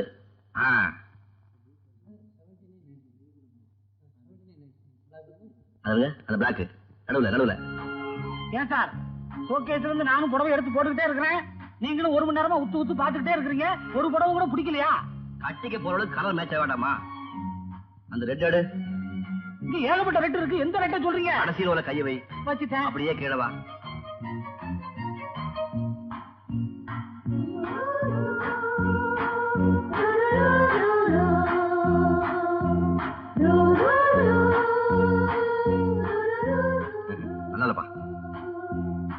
சார், கட்டிக்கு போறவங்க என்ன நிறம்னு சொல்லுங்க, நான் ஒரு நல்ல புடவை செலக்ட் பண்ணி தர்றேன். தங்கம், அவ தங்கமான குணம்னு. சார், குணத்துக்கு மேய்ச்சா எங்கேயுமே சேலை கிடைக்காது சார். தயவு செய்து நிறத்தை சொல்லுங்க. வந்து நிறமா இருப்பாங்களா? மாம்பழ நிறம். மாம்பழ நிறமா? இந்த அம்மா நிறம் இருப்பாங்களா? இதெல்லாம் ஒரு நிறமா? என் தீபா தங்க நிறம் பா. அவங்கதான் தங்க நிறம்னு சொல்லிட்டேன்ல, அந்த நிறத்துக்கு ஏத்த மாதிரி நீங்களே 2 புடவை செலக்ட் பண்ணி பில்ல போட்டு கவுண்டர் அனுப்பிடுங்க. மேடம், இருக்கிறதுலே பெஸ்ட் குவாலிட்டி இதுதான். Latest design. மேடம் சார், பனியன் செக்ஷன் எதிர்த்தாப்புல இருக்கு. மன்னிக்கணும், நான் லேடிஸ் பனியன் வாங்க வந்திருக்கேன். லேடிஸ் பனியனா? ஆமா, இந்த அம்மா கையில வச்சுக்காங்களே அந்த மாதிரி பனியன். ஓ, பிரேசியஸ் சார். அப்படியும் சொல்லலாம். அதுல போடு 1/2 டசன். சீக்கிரமா கொடுத்துருமா, அனல் காத்து அடிக்குது. அவசரப்படாதீங்க சார், அந்த அம்மாவுக்கு பில் போட்டுட்டு தான் உங்களுக்கு தர முடியும். அப்ப நீ பில்ல போட்டு கவுண்டர் அனுப்பி வை, நான் உள்ள போய் உள்பாவாடை வாங்கிட்டு வந்துடுறேன். மேடம், இந்த காலத்து ஆம்பளைங்களை பத்தீங்களா? கட்டின கொண்டாட்டியா இருந்தா அளவு தெரிஞ்சிருக்கும். புதுசா சின்ன வீடு செட்டப் பண்ணிருப்பார் போல இருக்கு. அதான் அடுத்த பொம்பளைங்களை பார்த்து அளவு சொல்றாரு. நீ வேற எரியற நெருப்புல ஏமா எண்ணெய் ஊத்துற? பில்ல போடு. தீபா, வாங்க ராஜேஷ். இந்த துணிமணிகள்லாம் உனக்கு தான். புடவை கலர் பிடிச்சிருக்கான்னு பாரு. நான் தண்டனை எதிர்நோக்கி நிக்கிற கைதி, ஏற்கனவே கணவரால தண்டிக்கப்பட்ட மனைவி. எனக்கு எதுக்கு ராஜேஷ் இந்த ஆடை அலங்காரம் எல்லாம்? வேண்டாம். தீபா, இத நான் எடுத்து கொடுத்தா நீ வேண்டான்னு சொல்லலாம். ஆசையோட உன் கணவர் எடுத்து கொடுத்தத நீ வேண்டான்னு சொல்லக்கூடாது. என்ன சொல்றீங்க? இந்த புடவைகளை என் கணவர் எடுத்து கொடுத்தாரா? ஆமா, உன் வேதனை அவர்கிட்ட எடுத்து சொன்னேன். இன்பத்திலும் துன்பத்திலும் நிழலா இருக்க வேண்டிய கணவன் இந்த இக்கட்டான நேரத்துல மனைவியை தனிமரமாக்கிட்டு போறது தர்மம் இல்லைன்னு உணர வச்சேன். அவர் தவற உணர்ந்துட்டாரு. உன்னை கைவிட மாட்டேன்னு என்கிட்ட வாக்கு கொடுத்தாரு. அன்பின் அடையாளமா இந்த புடவையும் உனக்கு வாங்கி கொடுத்தாரு. இந்தா. என் பிரார்த்தனை வீண் போகல. கர்த்தர் என் புருஷனை திருப்பி கொடுத்துட்டாரு. உன்னை எப்பவுமே இப்படி சந்தோஷமா பார்க்கணும், அதுதான் என் ஆசை. மிஸ்டர் ராஜேஷ், டிஃபென்ஸ் தரப்புல உங்க சாட்சிகளை விசாரிக்கலாம். எஸ் யுவர் ஆனர், எனது முதல் சாட்சியாக மெர்சி ஹோம் தலைமை ஆசிரியை மிஸ் லூசியை விசாரிக்க விரும்புகிறேன். Yes, permission granted.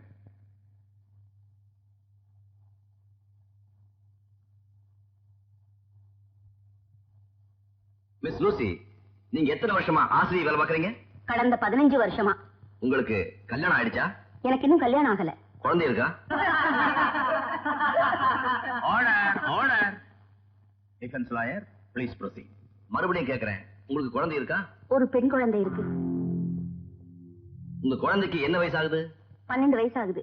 அந்த குழந்தைக்கு தகப்பன் யாருன்னு சொல்ல முடியுமா? Gnanaraj. I strongly protest your honor. Gnanaraj கொலை செய்யப்பட்டு விட்டார். குற்றச்சாட்டுகளை மறுப்பதற்கு வாய்ப்பில்லாத அவர் மீது வீண் பழி சுமத்துவது சரியல்ல. யுவர் ஆனர், ஞானராஜ் மீது பழி சுமத்துவது எனது நோக்கமல்ல. எனது விசாரணை முடிவில் வழக்குக்கும் இந்த சாட்சியத்துக்கும் எவ்வளவு நெருங்கிய தொடர்பு இருக்கிறது என்பதை எனது பேரன்பிற்கும் பெருமதிப்பிற்கும் உரிய பிராசிக்யூட்டர் அவர்களை உணர்ந்து கொள்வார்கள். Objection over ruled.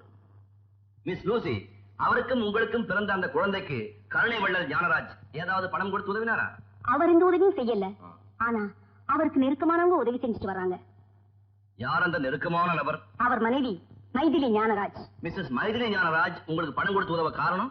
அவங்க புருஷன் எனக்கு செஞ்ச கொடுமைக்கு பிராயச்சித்தமா இந்த உதவி செஞ்சுட்டு வர்றாங்க. Thank you miss Lucy. That's all your honour.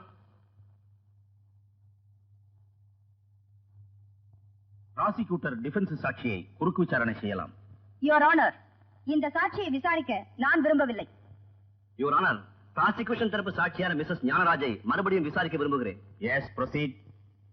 அம்மா, மறுபடியும் உங்களை கூண்டில் ஏற்றி விசாரிக்கிறதுக்கு என்ன மன்னிக்கணும்.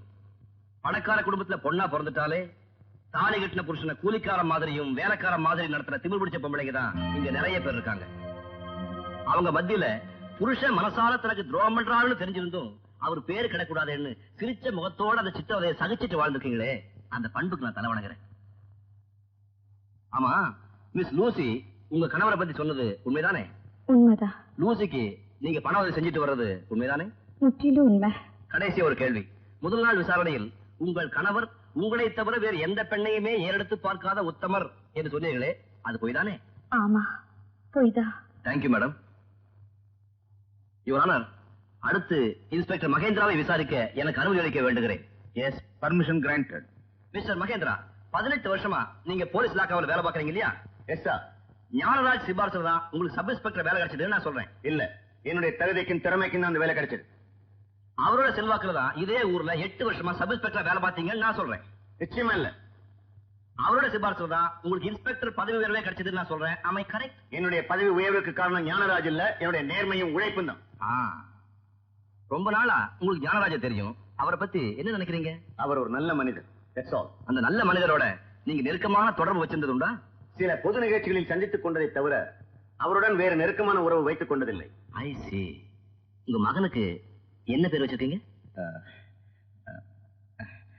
ஞானராஜ். உங்க பையனுக்கு ஞானராஜன் பேர் வச்சு அவருக்கு ஆராதனையே பண்ணிருக்கீங்க. பட் அவருக்கு உங்களுக்கு நெருக்கம் இல்லைன்னு சொல்றீங்க. It looks funny. I object your honour. அவர் பிள்ளைக்கு அவருக்கு பிடித்தமான ஒரு பேரை வச்சிருக்காரு.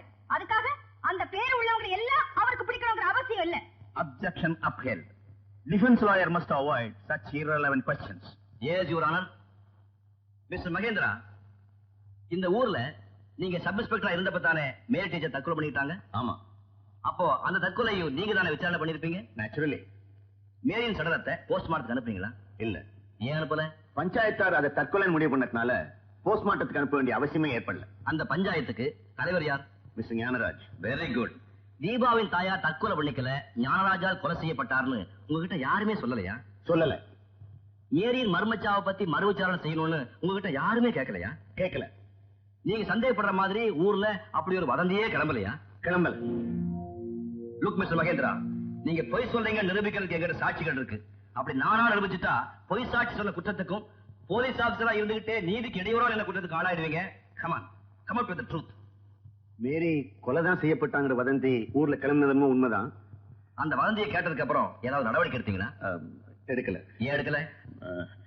அதுக்கு முன்னாலேயே புதைச்சிட்டோம். எதை புதைச்சிட்டீங்க? உண்மைகளையா? இல்ல, மேரியோட சடலத்தை. சோ மேரியின் மரணம் தீர விசாரிக்கப்படலங்கிறதா உண்மை இல்லையா? வந்து ப்ளீஸ் கம் அவுட். இருக்கலாம். நீங்க இறங்கலாம். That's all your honour.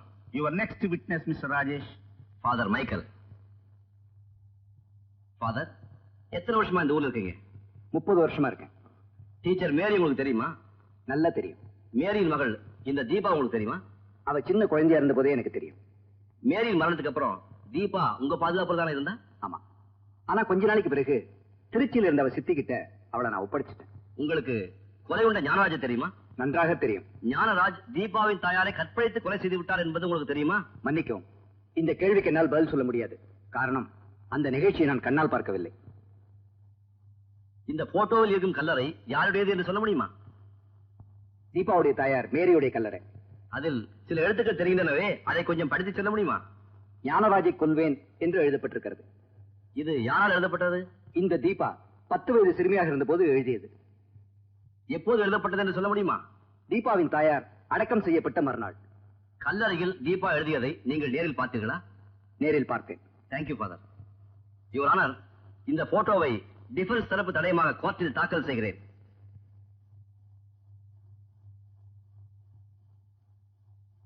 Prosecutor, father மைக்கேலை நீங்கள் குறுக்கு விசாரணை செய்யலாம். யுவர் ஆனர், ஃபாதர் மைக்கேலை குறுக்கு விசாரணை செய்ய நான் விரும்பவில்லை. ஏனென்றால் நாம் நடத்த வேண்டிய வழக்கு தீபா ஞானராஜை சுட்டுக் கொன்ற கொலை வழக்கு. ஆனால் இங்கு நடந்து கொண்டிருப்பதோ ஞானராஜ் தீபாவின் தாயாரை கொன்றார் என்ற வழக்கு.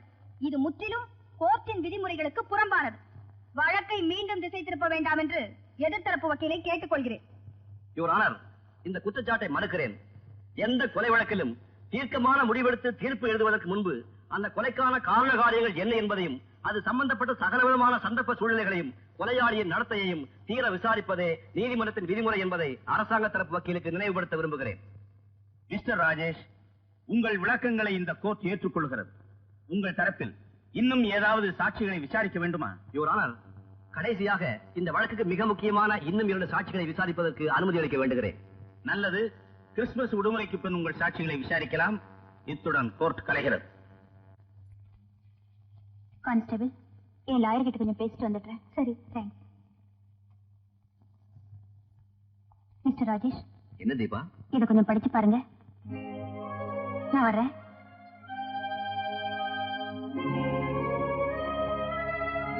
Mister defence lawyer. என்ன மேடம்? உங்ககிட்ட ஒரு சந்தேகம் கேட்கலாமா? நீங்க தான் சட்டத்தை கரைச்சு குடிச்சவங்களாச்சே, உங்களுக்கு கூடவா சந்தேகம் வந்துடுச்சு? எனக்கு வந்திருக்கிற சந்தேகம் சட்டத்துல இல்ல, உங்க நடத்தையில. ஏன்? நல்லா தானே நடக்கிறேன். இல்ல, நல்லா நட்டிக்கிறீங்க. பச்சையாவே கேக்குறேன், தீபா உங்க கட்சிக்காரியா இல்ல காதலியா? நீங்க நினைக்கிற மாதிரி அவ என் காதலி இல்ல. பின்ன யாரு? என் கண்மணி.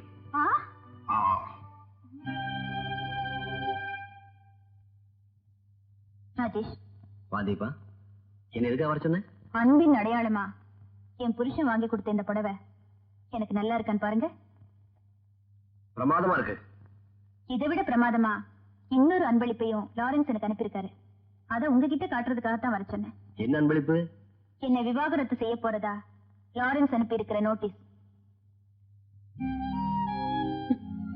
லாரன்ஸ் என்னை ஏத்துக்கிட்டு தான் சொன்னதும் போய், இந்த புடவைய வாங்கி கொடுத்தாருங்கிறதும் போய்.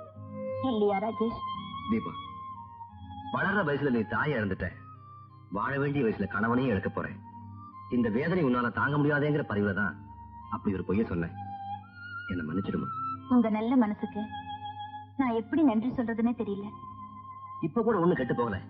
இந்த விவாகரத்தை ஏத்துக்க முடியாதுன்னு சொல்லி இந்த நோட்டீஸுக்கு நானே ஒரு பதில் அனுப்புறேன். சட்டப்படி லாரன்ஸோட உன்னை சேர்த்து வைக்கிறேன். அதுக்கு அவசியமே இல்ல ராஜேஷ். விவாகரத்துக்கு சம்மதிக்கிறேன்னு நானே எழுதி அனுப்பிட்டேன். தீபா, இந்த விஷயத்துல நீ ரொம்ப அவசரப்பட்டுட்ட. இல்ல ராஜேஷ், என்னோட வேதனையை விட லாரன்ஸோட சந்தோஷம் தான் முக்கியம்னு நினைச்சேன். அதனாலதான் இந்த முடிவு எடுத்தேன். என் கல்யாண கதை முடிஞ்சு போச்சு. இனிமே நான் பிரார்த்தனை பண்றதெல்லாம் உங்க வெற்றிக்காகத்தான். தீபா ஒரு கொலைகாரி. அவளோட என் வீட்டுக்காரர் நெருங்கி பழகிறது எனக்கு கொஞ்சம் கூட பிடிக்கல. ராஜேஷ்க்கு இது முதல் கேஸ். அதனால வழக்கு மேல இருக்கிற அக்கறையில தன் கட்சிக்காரி கிட்ட கொஞ்சம் அந்யோன்யமா பழகலாம். அதை நீ தப்பா எடுத்துக்க கூடாது. அவகிட்ட இவரு லாயரா நடந்துக்கிட்டா பரவாயில்ல, லவ்வரால பழகுறாரு. லவ்வராவா? என்னம்மா சொல்ற? கட்ன பொண்டாட்டிக்கு புடவை எடுத்து கொடுத்தா நியாயம், கட்சிக்காரிக்கு புடவை எடுத்து கொடுத்தா என்ன அர்த்தம்? நீ பொண்டாட்டியா நடந்துக்கலேன்னு அர்த்தம். அதுக்காக ஊராம் பொண்டாட்டியோட உறவு வச்சுக்கிறதா? இதோ பாராதா, ஒரு பெண்ணுக்கு பெருமை அவளுடைய பணத்திலயோ பரம்பரை கௌரவத்திலயோ இல்ல, புருஷன் கூட சேர்ந்து வாழ்ற வாழ்க்கையில தான் இருக்குன்னு எத்தனையோ தடவை எடுத்து சொன்னேன். நீ கேட்கல. இப்ப பொறாமப்பட்டு என்னம்மா பிரயோஜனம்? நான் ஒண்ணு பொறாமையில பேசுறேன், பொண்டாட்டிங்கிற உரிமையில தான் பேசுறேன். அந்த உரிமை பறி போகாம இருக்கணும்னா உங்க அப்பா கிட்ட சொல்லி உன் வீட்டுக்காரரை கண்டிக்க சொல்லு. இது புருஷன் பொண்டாட்டி பிரச்சனையா நாங்களே பேசி தீர்த்துக்கணுமா?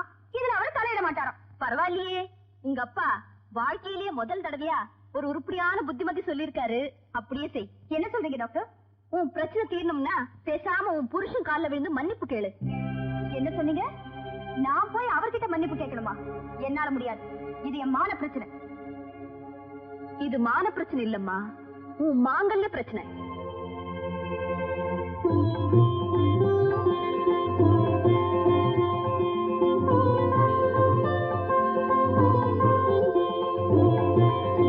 ஏண்டி, ராதாவுக்கு கல்யாணம் ஆகி எத்தனை வருஷம் ஆச்சு? இந்த வருஷம் மாத்திரம் என் சுமங்கலி பூஜை பண்றா. புருஷனுடைய பெருமையை இந்த வருஷம் தான் புரிஞ்சுக்கிட்டாலும் என்னமோ.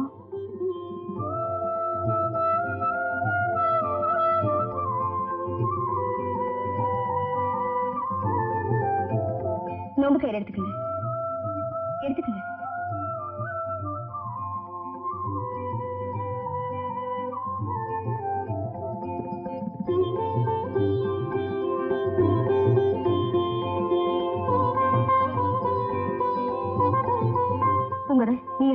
எனக்கு வேண்டாம்மா. பரவாயில்ல எடுத்துக்க. இல்ல வேண்டாம்மா. வேண்டாமா? இதோ பாருமா, சுமங்கலி பூஜை அன்னைக்கு சுமங்கலி கையால கொடுக்கற மஞ்சள் குங்குமத்தை வேண்டான்னு சொல்லக்கூடாது. எடுத்துக்கம்மா. வேலைக்காரி சொல்றேனேன்னு யாரும் கோவப்படாதீங்க. ராதாமா சுமங்கலியா இருந்தாலும் வாழா வெட்டி தானே. இந்த நல்ல நாளும் அதுவுமா இவங்க கையால மஞ்சள் குங்குமம் வாங்கினா நானும் வாழா வெட்டி ஆயிடுவேனோன்னு எனக்கு ரொம்ப பயமா இருக்கு. நொண்டியோ நொடமோ, நல்லவரோ கெட்டவரோ, கடைசி வரைக்கும் என் புருஷனை விட்டு பிரியாம வாழணும்னு தான் நான் ஆசைப்படுறேன். என்ன மன்னிச்சிடுங்கம்மா. ராதாமா, உங்க வேலைக்காரர் சொன்னது நியாயம் தானே, எங்களுக்கும் வேண்டாம்.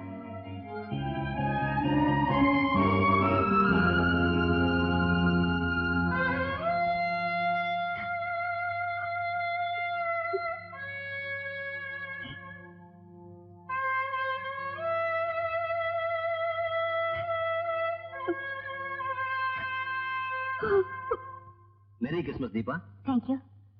நீ கேட்டுட்ட மாதிரியே இன்னைக்கு உன்னை வெளியே கூட்டிட்டு போறதுக்கு ஜெயிலர்கிட்ட பர்மிஷன் வாங்கிட்டேன். அங்க போலாம்.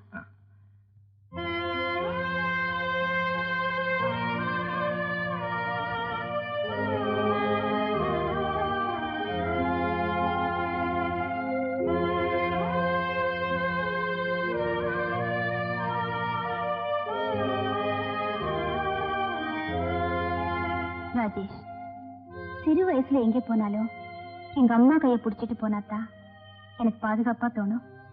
இப்போ உங்க நிழல்ல இருக்கும்போது நான் பாதுகாப்பா இருக்கிற மாதிரி எனக்கு தோணுது. என் மேல உனக்கு அவ்வளவு நம்பிக்கையா? என் கணவர் என்ன உதறி தள்ளிட்டு போயிட்டாரு. அவர் என் உடலை மட்டும்தான் நேசிச்சிருக்காரு. ஆனா நீங்க என் உள்ளத்தை நேசிக்கிறீங்க. அதனாலதான் நான் உங்களை என் இதயத்துல வச்சு பூஜிக்கிறேன். தீபா, என் ஆத்மாவுக்குள்ள நீ ஐக்கியமாகி எவ்வளவோ காலமாச்சு. என்னை பொறுத்த வரைக்கும் நீ தீபா இல்ல, தீபம். ராஜேஷ், இந்த உறவு ஒரு நாள் சந்தோஷமா போயிடாம வாழ்நாள் பூரா நீடிக்கணும். இனிமே பிரிவுக்கு இடமே இல்லை. இது மேகங்களின் சந்திப்பல்ல, தாகங்களின் சங்கமம்.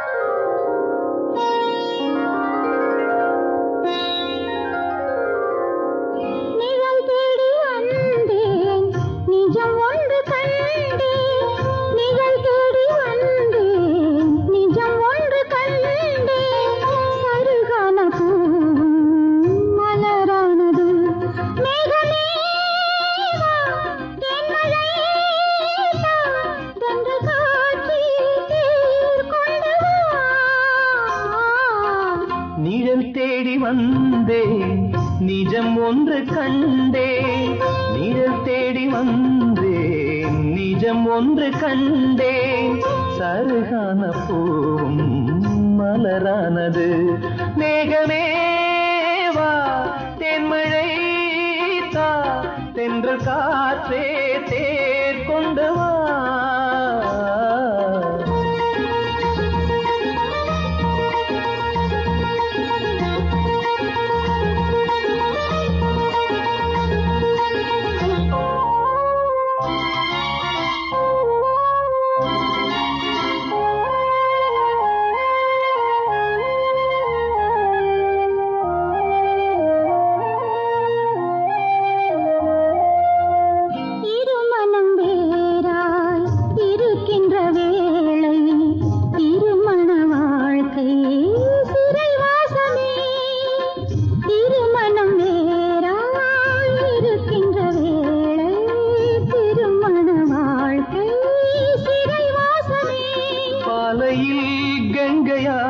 சோலையில் காணலா, பாலையில் கங்கையா, சோலையில் காணலா. வேறிடம் மாறலாம், ஓரிடம் சேரலாம். வேறிடம் மாறலாம், ஓரிடம் சேரலாம். நிழல் தேடி வந்தேன், நிஜம் ஒன்று கண்டேன். சருகான பூ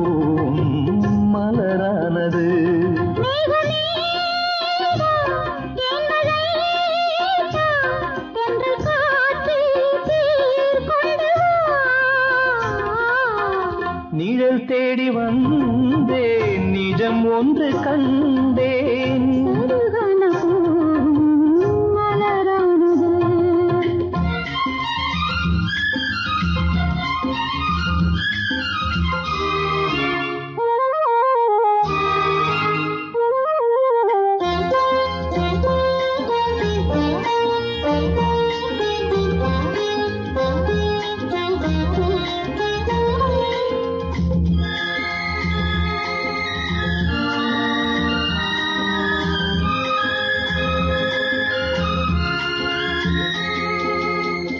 இலக்கணம் பார்த்தால் இலக்கியம் இல்லை, சகுனங்கள் பார்த்தால் பயணம் இல்லை. இலக்கணம் பார்த்தால் இலக்கியம் இல்லை, சகுனங்கள் பார்த்தால் பயணம் இல்லை.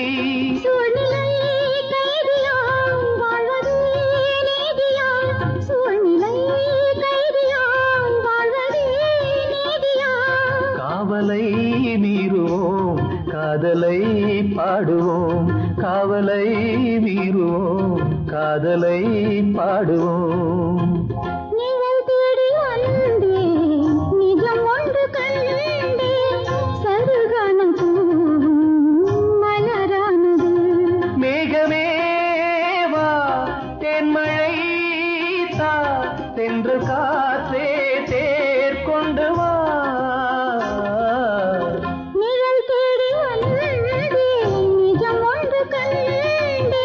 சருகான பூம் மலரானது.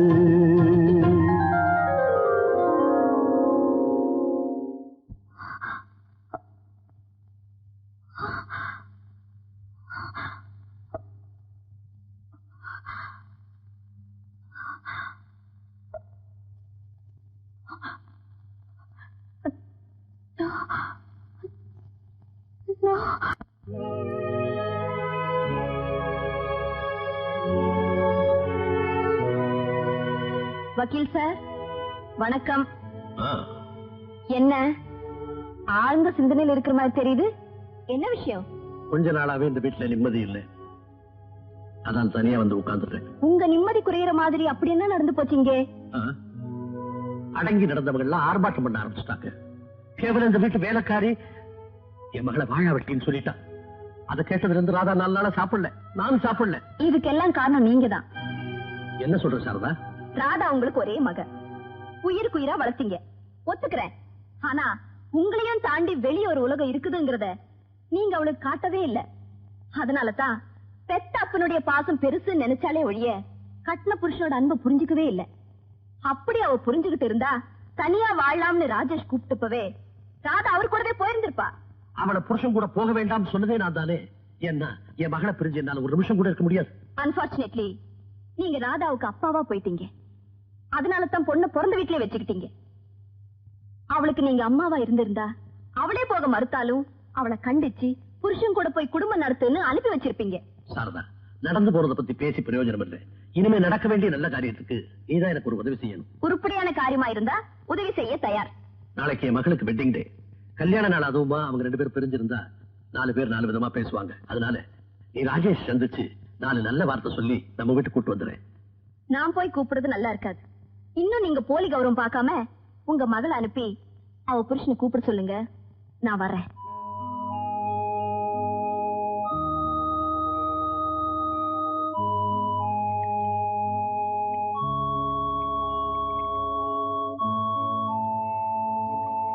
வணக்கம் ஃபாதர். அடே பப்ளிக் ப்ராசிக்யூட்டரா? வாங்க.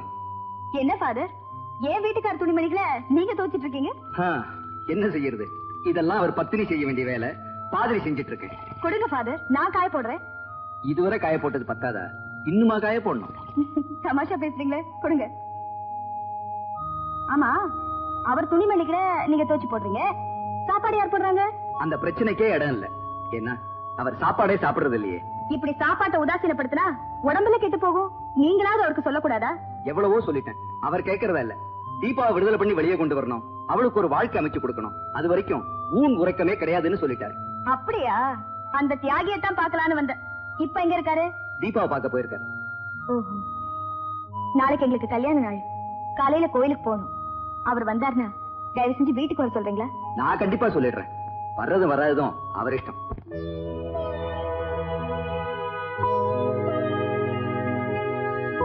ராஜேஷ், என்ன ராஜேஷ், ஏதோ பேசணும்னு என்ன கூப்பிட்டுட்டீங்க, மௌனமாவே இருக்கீங்க. என் மேல கோவமா? இல்ல, எனக்கு என் மேலேயே கோபம். உங்களுக்கு உங்க மேலேயே கோவமா? ஆமா. ஏன் உன்னுடைய வழக்கு எடுத்துக்கணும், உன்னை சந்திக்கணும், இப்படி மனசுக்குள்ளேயே நரக வேதனை அனுபவிக்கணும்? உங்க வேதனைக்கு காரணம்? நாளையோட நம்ம வழக்கு விசாரணை முடிய போகுது. யார் பக்கம் தீர்ப்பாகும்னே தெரியல. ராஜேஷ், என் வழக்குல தோத்து போனா என்ன? எதிர்காலத்துல எத்தனையோ வழக்குகளை நடத்த போறீங்க, ஜெயிக்க போறீங்க, பிரபலமான வக்கீலா ஆகத்தான் போறீங்க. தீபா, நீ சொல்ற மாதிரி எத்தனையோ வழக்குகள் என்கிட்ட வரலாம், எவ்வளவோ கட்சிக்காரங்களை நான் சந்திக்கலாம். ஆனா உன் மேல ஏற்பட்ட அந்த இனம் புரியாத அன்பு அவங்க மேல நிச்சயமா எனக்கு ஏற்படாது. இப்படிப்பட்ட புனிதமான அன்பு இன்னும் எரியாமலே எனக்கு உங்க மேல ஏற்பட்டிருக்கு. இந்த மன ஒற்றுமைக்கு என்ன காரணம்னே தெரியல. எனக்கு தெரியும், நாம 2 பேருமே திருமண வாழ்க்கையில தோத்து போனவங்க. அதனால இந்த வழக்கில ஜெயிச்சு நம்ம வாழ்ந்து காட்டணும், அதுதான் என் ஆசை. என்னங்க? என்ன மேடம்? இன்னைக்கு நம்ம கல்யாண நாள். நாம 2 பேரும் சேர்ந்து கோயிலுக்கு போய் சாமி கும்பிடணும்னு ஆசைப்பட்டேன். நீங்க வரல. நான் மட்டும் போய் நாம கணவன் மனைவியா இணை பிரியாம வாழணும்னு வேண்டிக்கிட்டேன். இந்தாங்க பிரசாதம் எடுத்துக்கங்க, என்ன ஆசீர்வாதம் பண்ணுங்க. என் பிரார்த்தனை வேற விதமா போச்சு, அதனால இந்த பிரசாதத்தை நான் எடுத்துக்க முடியாது. இனிமே நான் உங்க கூட வாழ ஆசைப்படல, அதனால உங்களை ஆசீர்வாதம் பண்றதுலயே அர்த்தம் இல்லை. I am terribly sorry. நில்லுங்க. இந்த நல்ல நாள் அதுவுமா ஏன் இப்படி அபசகுனமா பேசுறீங்க? கணவன் மனைவிக்குள்ள கருத்து வேறுபாடு வர்றது சகஜம்தான். அதுக்காக இப்படி தூக்கி எறிஞ்சு பேசுறீங்களே, இது உங்களுக்கே நல்லா இருக்கா? நான் எதுக்குமே லாய்க்கில்லாத மனுஷன், உங்க தகுதிக்கும் திறமைக்கும் பொருத்தமில்லாத புருஷன் நீங்க தான் என்ன தூக்கி எறிஞ்சீங்க. உங்க திறமையை சந்தேகப்பட்டது தப்புதான். அதுக்காக நம்ம உறவையே தப்புன்னு சொல்லி உதறி தள்ளிடாதீங்க. கவலைப்படாதீங்க மேடம், நீங்க ஒரு அரசாங்க வக்கீல், நான் ஒரு எதிர்க்கட்சி வக்கீல். இந்த உறவை நான் என்னைக்குமே உதறி எறிய மாட்டேன். அரசாங்க வக்கீலுங்கிற அந்தஸ்து எனக்கு வேண்டாம். இந்த நிமிஷமே நான் பதவியை ராஜினாமா பண்ணிடுறேன். உங்க மனைவிங்கிற பெருமை எனக்கு கிடைச்சா போதும். எங்க அப்பா கூட உதறி தள்ளிட்டு நான் உங்களோட வந்துடுறேன். என்ன ஏத்துக்குங்க. I am sorry. Please. என்னால ஒரே சமயத்துல 2 யுத்தங்களை சமாளிக்க முடியாது. Please leave me. Now, defence lawyer, உங்கள் சாட்சிகளை நீங்கள் விசாரணை செய்யலாம். என் தரப்பில் விசாரிக்க இன்னும் 2 சாட்சிகள் இருக்கிறார்கள். முதலில் ஞானராஜின் டிரைவர் சபாஷினை விசாரிக்க அனுமதிக்க வேண்டுகிறேன். Yes, permission granted. சபாஷியன், என்ன தொழில் செய்றீங்க? 20 வருஷமா ஞானராஜ் கிட்ட டிரைவரா இருந்தேன். ஞானராஜ் செஞ்ச அக்கிரமங்களுக்கெல்லாம் நீங்களும் உடந்தையா இருந்தீங்கன்னு சொல்றேன், உண்மைதானே? நீங்க சொல்றது உண்மைதான். தீபாவை உங்களுக்கு தெரியுமா? 10 வயசு பொண்ணா இருந்தப்போ பார்த்திருக்கேன். அப்படின்னா தீபாவின் தாயார் மேரியும் உங்களுக்கு தெரிஞ்சிருக்குன்னு நினைக்கிறேன். நல்லா தெரியும். 14 வருடங்களுக்கு முன்னால் மேரி தற்கொலை செய்து கொண்டாள் என்று போலீஸ் தரப்பில் சொல்லப்பட்டது. அது கொலையா தற்கொலையா? தற்கொலை இல்ல, கொலைதான். உங்களுக்கு எப்படி தெரியும்? மேரி கொலை செய்யப்பட்டதை என் கண்ணால பார்த்தேன். அப்படி என்றால் மேரியை கொலை செய்தது யார்? என் முதலாளி ஞானராஜ். மேரியை ஞானராஜ் எப்படி கொலை செய்தார் என்பதை தயவு செய்து கோர்ட்டுக்கு விளக்கி சொல்லுங்கள். சொல்றேன். ஏமா துணி எல்லாத்தையும் பெட்டில எடுத்து வைக்கிற? நாம 2 பேரும் இந்த ஊரை விட்டே போறோமா? எந்த ஊருக்குமா போறோம்? திருச்சியில இருக்க உன் சித்தி வீட்டுக்கு. ஏமா இந்த ஊர் உனக்கு பிடிக்கலையா? இந்த ஊர் எனக்கு பிடிச்சிருக்கு. இந்த ஊர்ல ஞானராஜன் ஒரு கெட்டவன் இருக்கான், அவனை தான் எனக்கு பிடிக்கல. அவன் கண்ணுல நான் பட்டுட்டேன். இனிமே நம்ம 2 பேரையும் இந்த ஊர்ல அவன் நிம்மதியா வாழ விட மாட்டான். அதான் இந்த ஊரை விட்டே போறோம். செபாஸ்டியன், முதலாளி, மேரி சொன்னதை கேட்டியா? கேட்ட முதலாளி. இந்த ஊர்ல இருக்கிற அநாத குழந்தைகளுக்கு எத்தனை பள்ளிக்கூடம் கட்டியிருக்கேன். இந்த ஊர்ல இருக்கிற அபல பெண்களுக்கு பணத்தை பணம்னு பார்க்காம எவ்வளவு வாரி வாரி அரைச்சிருக்கேன். என்ன போய் கெட்டவன்னு சொல்றாடா? மேரி டார்லிங், இது நியாயமா? ஊரே உன்னை புகழலாம், ஆனா எனக்கு தெரியும் நீ ஒரு பசுத்தோல் போத்திய புலி. ஞானராஜ், இப்ப நீ இங்க எதுக்காக வந்திருக்கேன்னு எனக்கு புரியுது. நான் மானத்தோட வாழறவன். மரியாதை எங்கிருந்து வெளியே போயிடு. வீட்டுக்கு வந்து விருந்தாளி எப்படி விரட்டி அடிக்கிறது? நான் வந்த வேலையை முடிக்காம போனேன்னா ஆண் வர்க்கமே என்ன கேவலமா பேசும். வேற ஒண்ணும் இல்ல, ஒரு 5 நிமிஷம் நீ என்ன சந்தோஷப்படுத்தினேன்னா அடுத்த நிமிஷமே இந்த வீட்டை விட்டு வெளியே போயிடுவேன். அதுதான் இந்த மேரி கிட்ட நடக்காது. நடத்தி காட்டம்.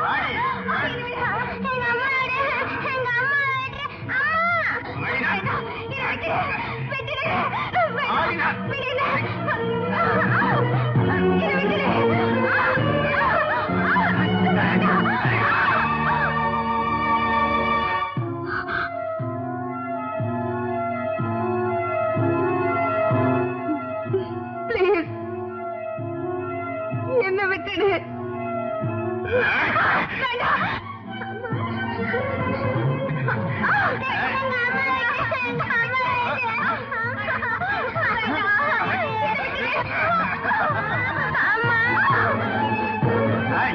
எங்க ஒன்னாலும் நான் ஒண்ணு விட மாட்டேன்.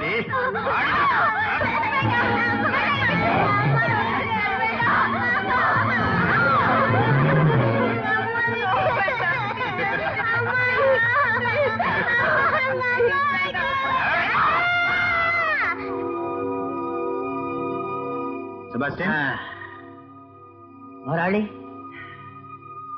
என் நீண்ட நாள் ஆசை இன்னைக்கு தாண்டா நிறைவேறுச்சு. வாடா போலாம். இல்லடா, என் மானத்தை பறிச்ச உன்னை உயிரோட வெளியே போக விட மாட்டேன். மிருகவெறி பிடிச்ச பிசாசு இல்லையோட தொலைஞ்சு போ. என் உயிரை பறிக்க இந்த உலகத்துல இன்னும் எவனும் பிறந்து வரலடி.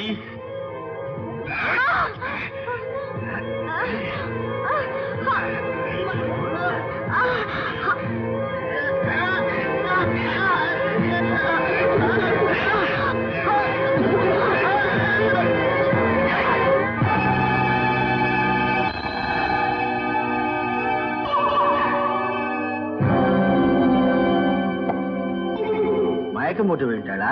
மண்டைய போட்டாடா. ஐயோ, செத்து போயிட்டாளா? இப்ப என்ன முதலாளி செய்யறது? செய்யறது என்னடா? கழுதைய கைத்துல கட்டி தொங்க விட்டுட்டு தற்கொலைன்னு சொல்லிட வேண்டியதான். முதலாளி, சொன்னதை செய். ஞானராஜ் உத்தரவுப்படி மேரியோடைய சடலத்தை நான் தான் கைத்துல கட்டி தொங்க விட்டேன். தற்கொலை பண்ணிக்கிட்டதா ஊரை நம்ப வச்சேன். கர்த்தர் மேல ஆணையா சொல்றேன், இதுதான் நடந்தது. I see. I request the court to note down this point. Prosecutor இப்போ டிஃபென்ஸ் சாட்சி குறுக்கு விசாரணை செய்யலாம். 20 வருஷமா ஞானராஜோட குற்றங்களுக்கெல்லாம் கூட்டாளியா இருந்த நீங்க இப்ப மனசு மாறதுக்கு காரணம்? கர்த்தர் தாமா காரணம். என்ன உளறீங்க? உளரலம்மா, உண்மையைத்தான் சொல்றேன். நான் செஞ்ச பாவங்களுக்கெல்லாம் தண்டனையாத்தான் இப்ப புத்துநோயால அவதிப்படுறேன். நான் சாகரத்துக்கு முன்னால ஞானராஜ சம்பந்தப்பட்ட உண்மைகளை ஃபாதர் மைக்கேல்கிட்ட சொல்லான்னு அவர்கிட்ட போனேன். அவர் சொன்னாரு, தங்கிட்ட சொல்றதை விட கோர்ட்ல போய் சொன்னா பழிவாங்கப்பட்ட தீபாவை காப்பாத்த உதவியா இருக்கும்னாரு. அதனால தாமா இங்க வந்து சொன்னேன். That's all, Your Honor. Mister Rajesh, you can call your next witness. Your honour, எனது கடைசி சாட்சியாக டாக்டர் சாரதாவை மறுபடியும் விசாரிக்க விரும்புகிறேன். Yes, permission granted. டாக்டர், சின்ன வயசுல ஏற்பட்ட சில கசப்பான அதிர்ச்சிகள் மனசுல தங்கி வளர்ந்து பெருசானாலும் ஆறாத மனக்காயங்களா உருவாகும். அது அவங்க மனோநிலையை பாதிக்கும்னு முன்னமே சொன்னீங்க இல்லையா? ஆமா. இப்போ தீபாவோட கடந்த கால வாழ்க்கை சம்பவங்களை டிரைவர் செபாஸ்டியன் சொல்ல கேட்டீங்க. ஆமா, கேட்டேன். தனது தாயார் பலவந்தமாக கற்பழிக்கப்பட்ட காட்சியை தீபா பார்த்ததுதான் பிற்காலத்துல அவ தன் கணவனுடன் தாம்பத்திய உறவு வைத்துக் கொள்ள முடியாததுக்கு காரணமா? ஆமா. ஏன்னா உடல் உறவு என்பதே ஒரு கொடூரமான செயல் என்று தீபாவின் மனதில் ஆழமாக பதிந்து விட்டது. 10 வயசு சிறுமி தீபா தன் தாயின் கல்லறையில ஞானராஜை கொல்லுவேன்னு எழுதியிருக்காளே, அத பத்தி என்ன நினைக்கிறீங்க டாக்டர்? அது தீபா தன் தாயின் ஆத்மாவுக்கு சொன்ன சமாதானம். தன்னை பெத்தவளுக்கு அவ கொடுத்த வாக்குறுதி. சோ தாயோட கற்பழிப்பு தீபாவோட தாம்பத்திய உறவை பாதிச்ச மாதிரி தாயோட கொலை தீபா மனசுல அந்த வயசுலயே பழி உணர்ச்சியை வச்சிருக்கு இல்லையா டாக்டர்? எஸ். அப்போ 14 வருஷமா ஞானராஜை பழி வாங்க வேண்டும் என்ற ஒரே எண்ணத்தில் தான் வாழ்ந்திருக்கிறாள் தீபா என்பதை ஒப்புக்கொள்கிறீர்களா? ஒப்புக்கொள்கிறேன். இப்படிப்பட்ட மனநிலையை என்னவென்று கூறுவீர்கள்? இத அப்சஷன் என்று சொல்வோம். அதாவது ஒரே எண்ணத்தை சுற்றியே மனம் பீடித்து அலைந்து கொண்டிருப்பது. இப்படிப்பட்ட மனநிலையில் இருப்பவர்கள் தாங்கள் செய்யும் காரியங்களுக்கு பொறுப்பேற்க முடியுமா? மனோ தத்துவப்படி அவர்கள் பொறுப்பேற்க முடியாது. ஏன் அப்படி சொல்கிறீர்கள்? இப்படிப்பட்டவர்களுக்கு அவர்களுடைய மனதின் ஆதிக்கத்தில் எண்ணம் இல்லை, எண்ணத்தின் ஆதிக்கத்தில் தான் மனம் செயல்படுகிறது. அப்படி என்றால் சட்டப்படியும் அவர்களுடைய செயல்களுக்கு அவர்கள் பொறுப்பேற்க வேண்டியதில்லை, அப்படித்தானே?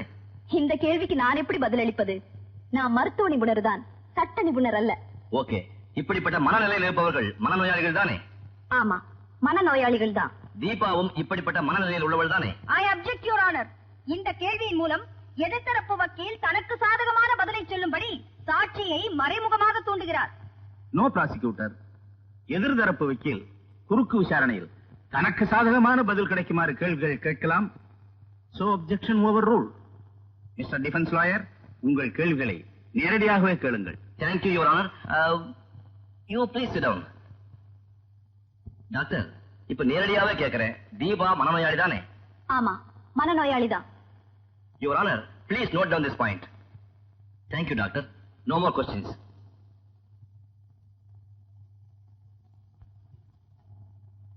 இருதரப்பு வாத பிரதிவாதங்களும் முடிந்து விட்டன.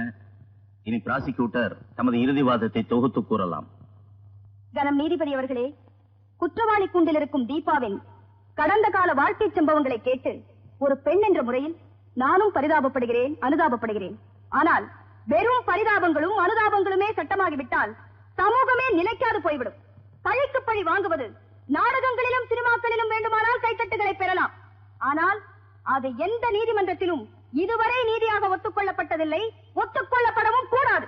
இன்னும் சொல்ல போனால் நீதியை விட சட்டம் முக்கியமானது.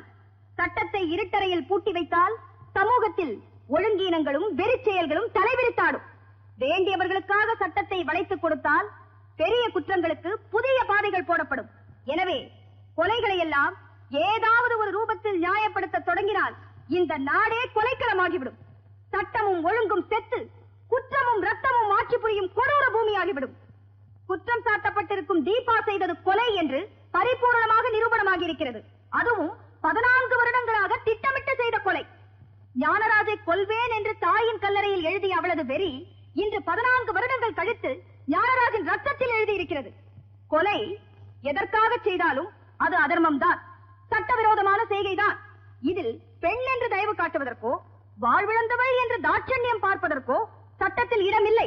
உணர்ச்சிகள் நீதியை மறைக்கக்கூடாது என்பதற்காகத்தான் நீதி தேவதையின் கண்களே கட்டப்பட்டுள்ளன என்பதை நீங்கள் எல்லோரும் நன்றாக அறிவீர்கள். எனவே திட்டமிட்டுத்தான் தீபா ஞானராஜை சுட்டுக் கொன்றாள் என்பது சந்தேகத்துக்கிடமின்றி நிரூபிக்கப்பட்டு விட்டதால் இபிகோ 302வது செக்ஷன் படி அவளுக்கு அதிகபட்ச தண்டனை வழங்கி சட்டத்தையும் நீதியையும் நிலைநிறுத்துமாறு கேட்டுக்கொள்கிறேன் யுவர் ஆனர்.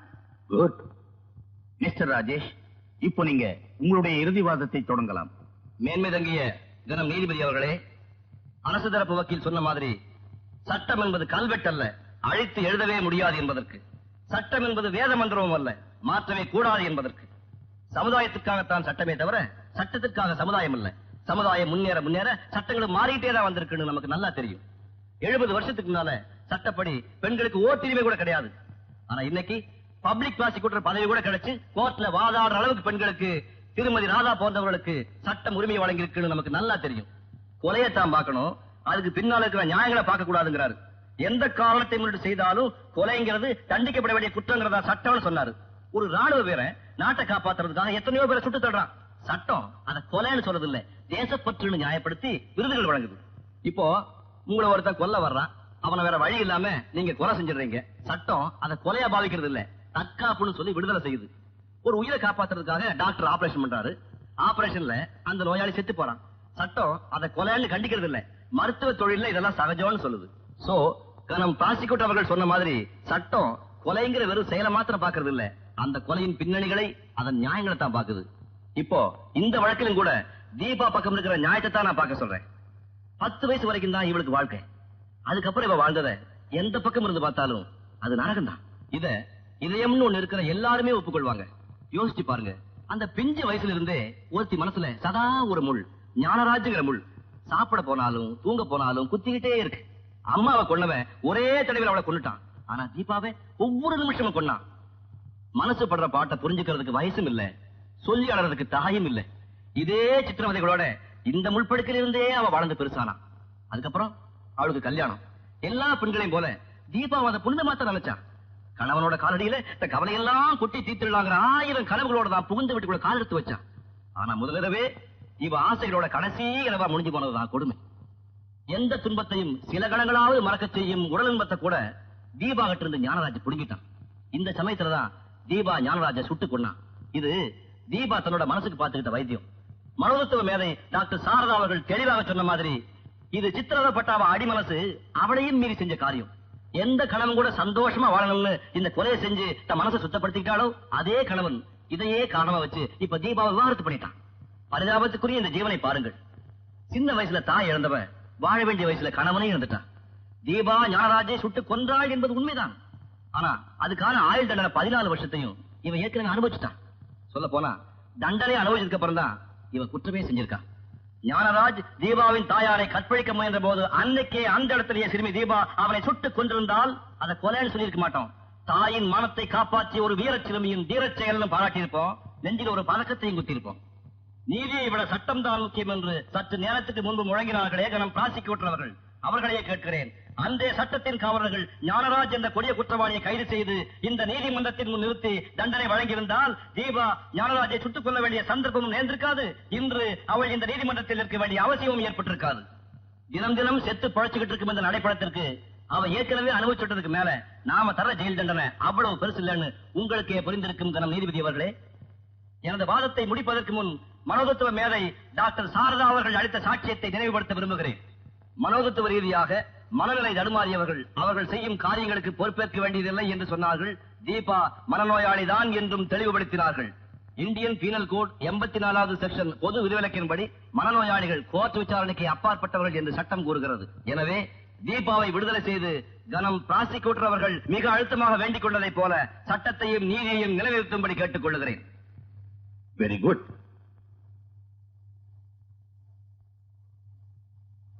இந்த வழக்கின் தீர்ப்பு வரும் திங்களன்று வழங்கப்படும். இத்துடன் கோர்ட் கலைகிறது.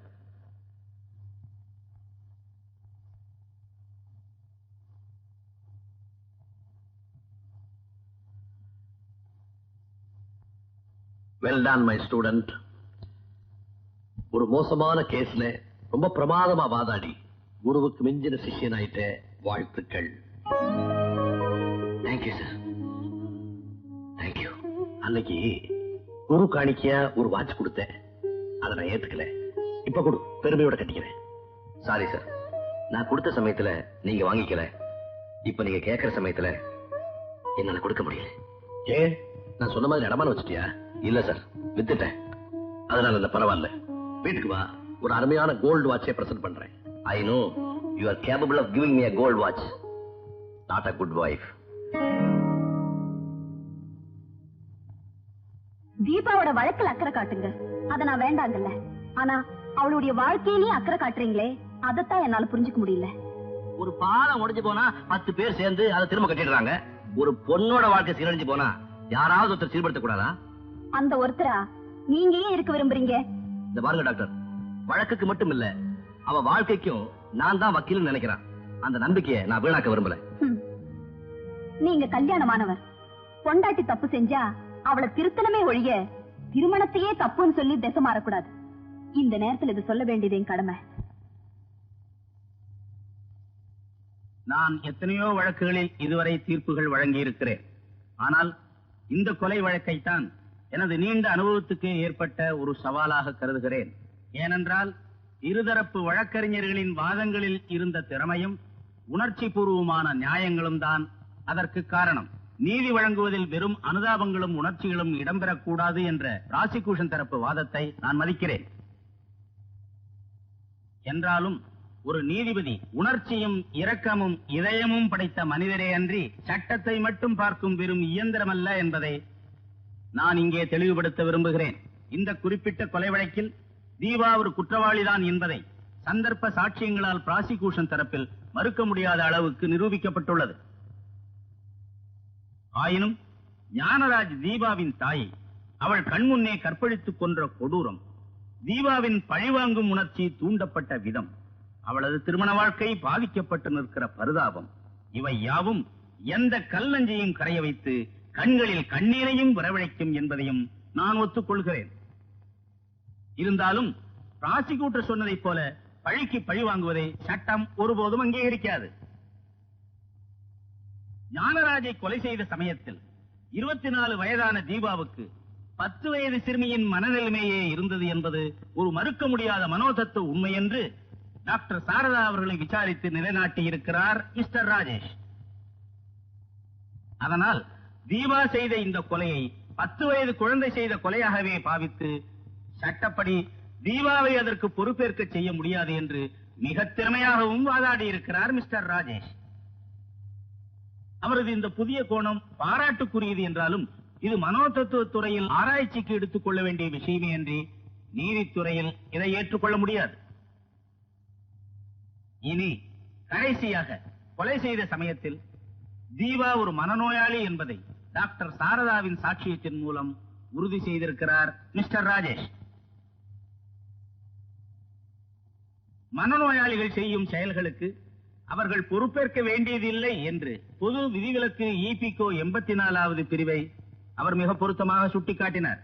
எனவே அதை நான் ஏற்றுக்கொண்டு இக்கொலை வழக்கில் தீபா குற்றவாளி அல்ல என்று தீர்ப்பளித்து விடுதலை செய்கிறேன்.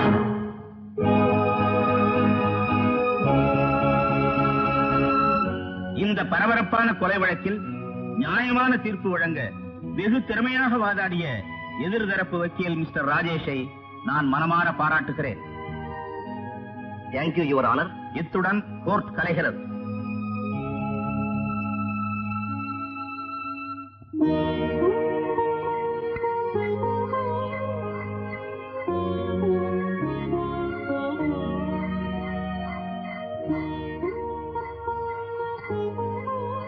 தீபா, உனக்கு எதிராக வழக்காண்டவன் உன் எதிரிலேயே வந்து நிக்கிறேனேன்னு உனக்கு ஆச்சரியமா இருக்கா? என்ன செய்யறது, இது என் தாலி பிரச்சனை. அதனாலதான் உன்னை பார்க்க வந்தேன். பல பேருடைய வழக்குகளை எடுத்து வாதாடி இருக்கேன். ஆனா ஒருத்தருடைய வாழ்க்கையை நான் இதுவரைக்கும் கெடுத்ததில்லை. என் வாழ்க்கையில யாராவது கொடுக்க வந்தாங்கன்னா அதை என்னால தாங்கிக்க முடியாது. உன்னை கெஞ்சி கேட்டுக்க, தயவு செஞ்சு என் கணவரை விட்டு விலகி போயிடு.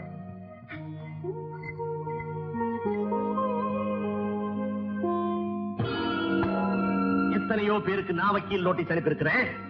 இன்னைக்கு எனக்கே ஒரு வக்கீல் நோட்டீஸ் அனுப்பியிருக்கிறான். அந்த வக்கீல் யார் தெரியுமா சாரதா? உங்க மருமகன் ராஜேஷ். நேத்து பெஞ்ச மழையில இன்னைக்கு முளைச்ச பூஞ்சக்காலம். எதுக்காக நோட்டீஸ் அனுப்பியிருக்காரு? என் மகளை விவாகரத்து பண்ண போறானா. இப்படி ஒரு முடிவை அவர் எடுப்பாரு நான் சந்தேகப்பட்டேன். ஆனா அதை இவ்வளவு சீக்கிரம் எடுப்பாருன்னு நான் நினைக்கவே இல்லை. என் பதவியை நான் ராஜினாமா பண்ணிடுறேன். உயிரான எங்க அப்பாவை கூட உதறி தள்ளிட்டு உங்களோட வந்து வாழறேன்னு சொன்ன அவர் மனசு இழகவே இல்லை. இந்த கேஸ் அவர் ஜெயிச்சு நான் வாழ வெட்டியா போற நிலைமை எனக்கு ஏற்பட்டா என் வாழ்க்கையவே நான் முடிச்சுக்குவேன். நியமா சாகணும். சாக வேண்டியது யாருன்னு எனக்கு நல்லா தெரியும். கோர்ட்ல ஒரு கேஸ் ஜெயிச்சுட்டோம் திமிர்ல குடும்பத்திலே ஒரு கேஸ போட்டு ஜெயிச்சிடலாம்னு கனவு காண்றாவன். அதுதான் இந்த எத்ராஜ் கிட்ட நடக்காது. ஊன்ல இருக்கிற சிங்கத்துக்கிட்ட விளையாட்டு காட்டலாம். ஆனா குகையில் இருக்கிற சிங்கத்துக்கிட்ட விளையாட்டு காட்டினா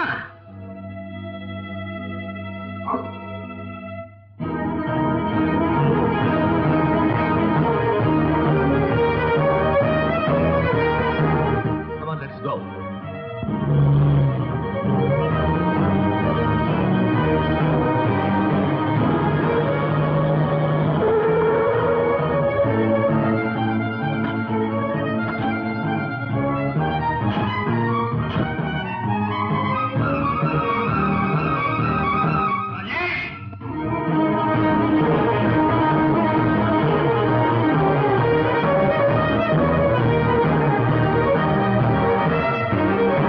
உன்னோட நாங்க பேச வந்திருக்கோம்.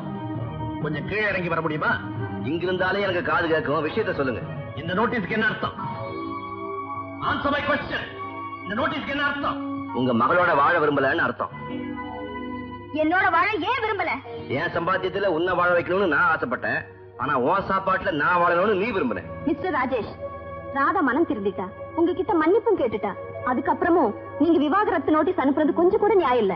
டாக்டர், ஒருவேளை இந்த வழக்குல நான் தோத்து போயிருந்தேன்னா பிரபல வக்கீல் எத்ராஜோட குடும்ப கௌரவத்தையும் குல கௌரவத்தையும் நான் குழி தோண்டி போச்சுட்டேன்னு இதே வக்கீல் நோட்டீஸை இவங்க எனக்கு அனுப்பியிருப்பாங்க.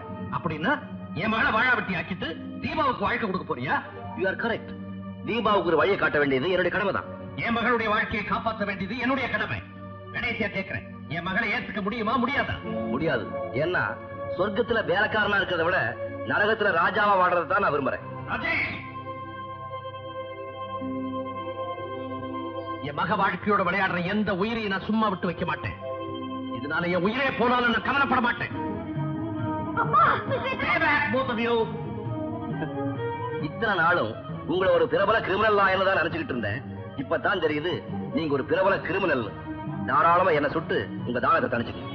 ஒன்னு நான் சுட்டு கொன்னுட்டு என் மகளை விதவை ஆக்குறதுக்கு நான் ஒண்ணு மாதிரி முட்டாள் இல்லை. நான் தீர்த்து கட்ட போறது அந்த தீபாவை. பல வருஷங்களா திட்டம் போட்டு அந்த ஞானராஜாவை கொலை பண்ணிட்டான். அந்த வழக்கில் இருந்து அவ விடுதலை ஆயிட்டா. இப்ப பல மாதங்களா திட்டம் போட்டு என் மகளுடைய மஞ்ச குங்குமத்தை பறிக்க பாக்குறா. நிச்சயமா அந்த திட்டத்தில் அவளை நான் ஜெயிக்க விட மாட்டேன். ஃபாதர், மிஸ்டர் எத்ராஜ், உங்க கையில துப்பாக்கியா? என்னால நம்பவே முடியலையே. தீபாவுக்கு நீங்க அடைக்கலம் கொடுப்பீங்கன்னு என்னாலே நம்ப முடியல. எங்க தீபா? மிஸ்டர் எத்ராஜ், நீங்க நினைக்கிற மாதிரி தீபா கெட்டவே இல்லை. உங்களுடைய விளக்கங்கள் எனக்கு தேவையில்லை. தீபாவை வெளியே கூப்பிடுங்க. வேண்டாம் ஃபாதர், இந்த வெறி பிடிச்ச மனுஷன் முன்னாடி தீபா வர சொல்லாதீங்க. ஃபாதர், இப்ப தீபாவை நீங்களா வெளியே கூப்பிடுறீங்களா இல்ல நானே உள்ள போய் அவளை சுட்டு தரட்டுமா? அதுக்கு அவசியமே இல்ல.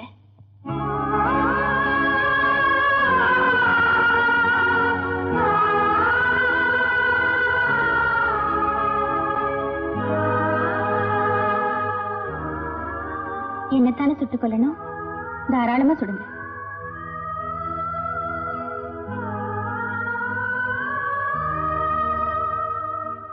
தீபா, ஏன் இப்படிப்பட்ட முடிவெடுத்த?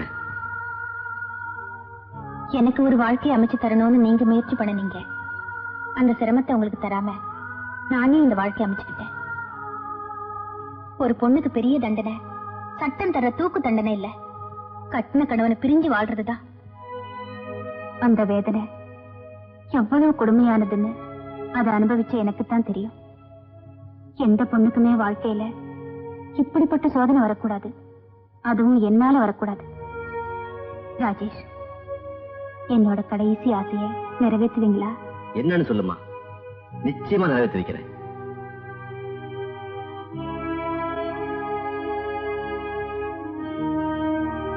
உங்க மனைவி கூட நீங்க சந்தோஷமா வாழணும். நான் இணைச்சு வச்ச இந்த கரங்கள் இனி என்னைக்குமே பிரியக்கூடாது. தீபா, உன்னோட நல்ல உள்ளத்தை புண்படுத்திட்டேன், என்ன மன்னிச்சிடுமா? என் மகளுக்காக உன் வாழ்க்கையை தியாகம் பண்ணிட்டேம்மா. காலம் பூராவும் நான் கன்னிகாஸ்திரியா வாழணுங்கிறதுதான் கர்த்தருடைய உத்தரவு. அதனாலதான் கல்யாணம் ஆகியும் நான் கன்னி பொண்ணாவே வாழ்ந்திருக்கேன். இனிமே கர்த்தருடைய கட்டளைப்படி அவர் காலடியிலேயே வாழப் போறேன்.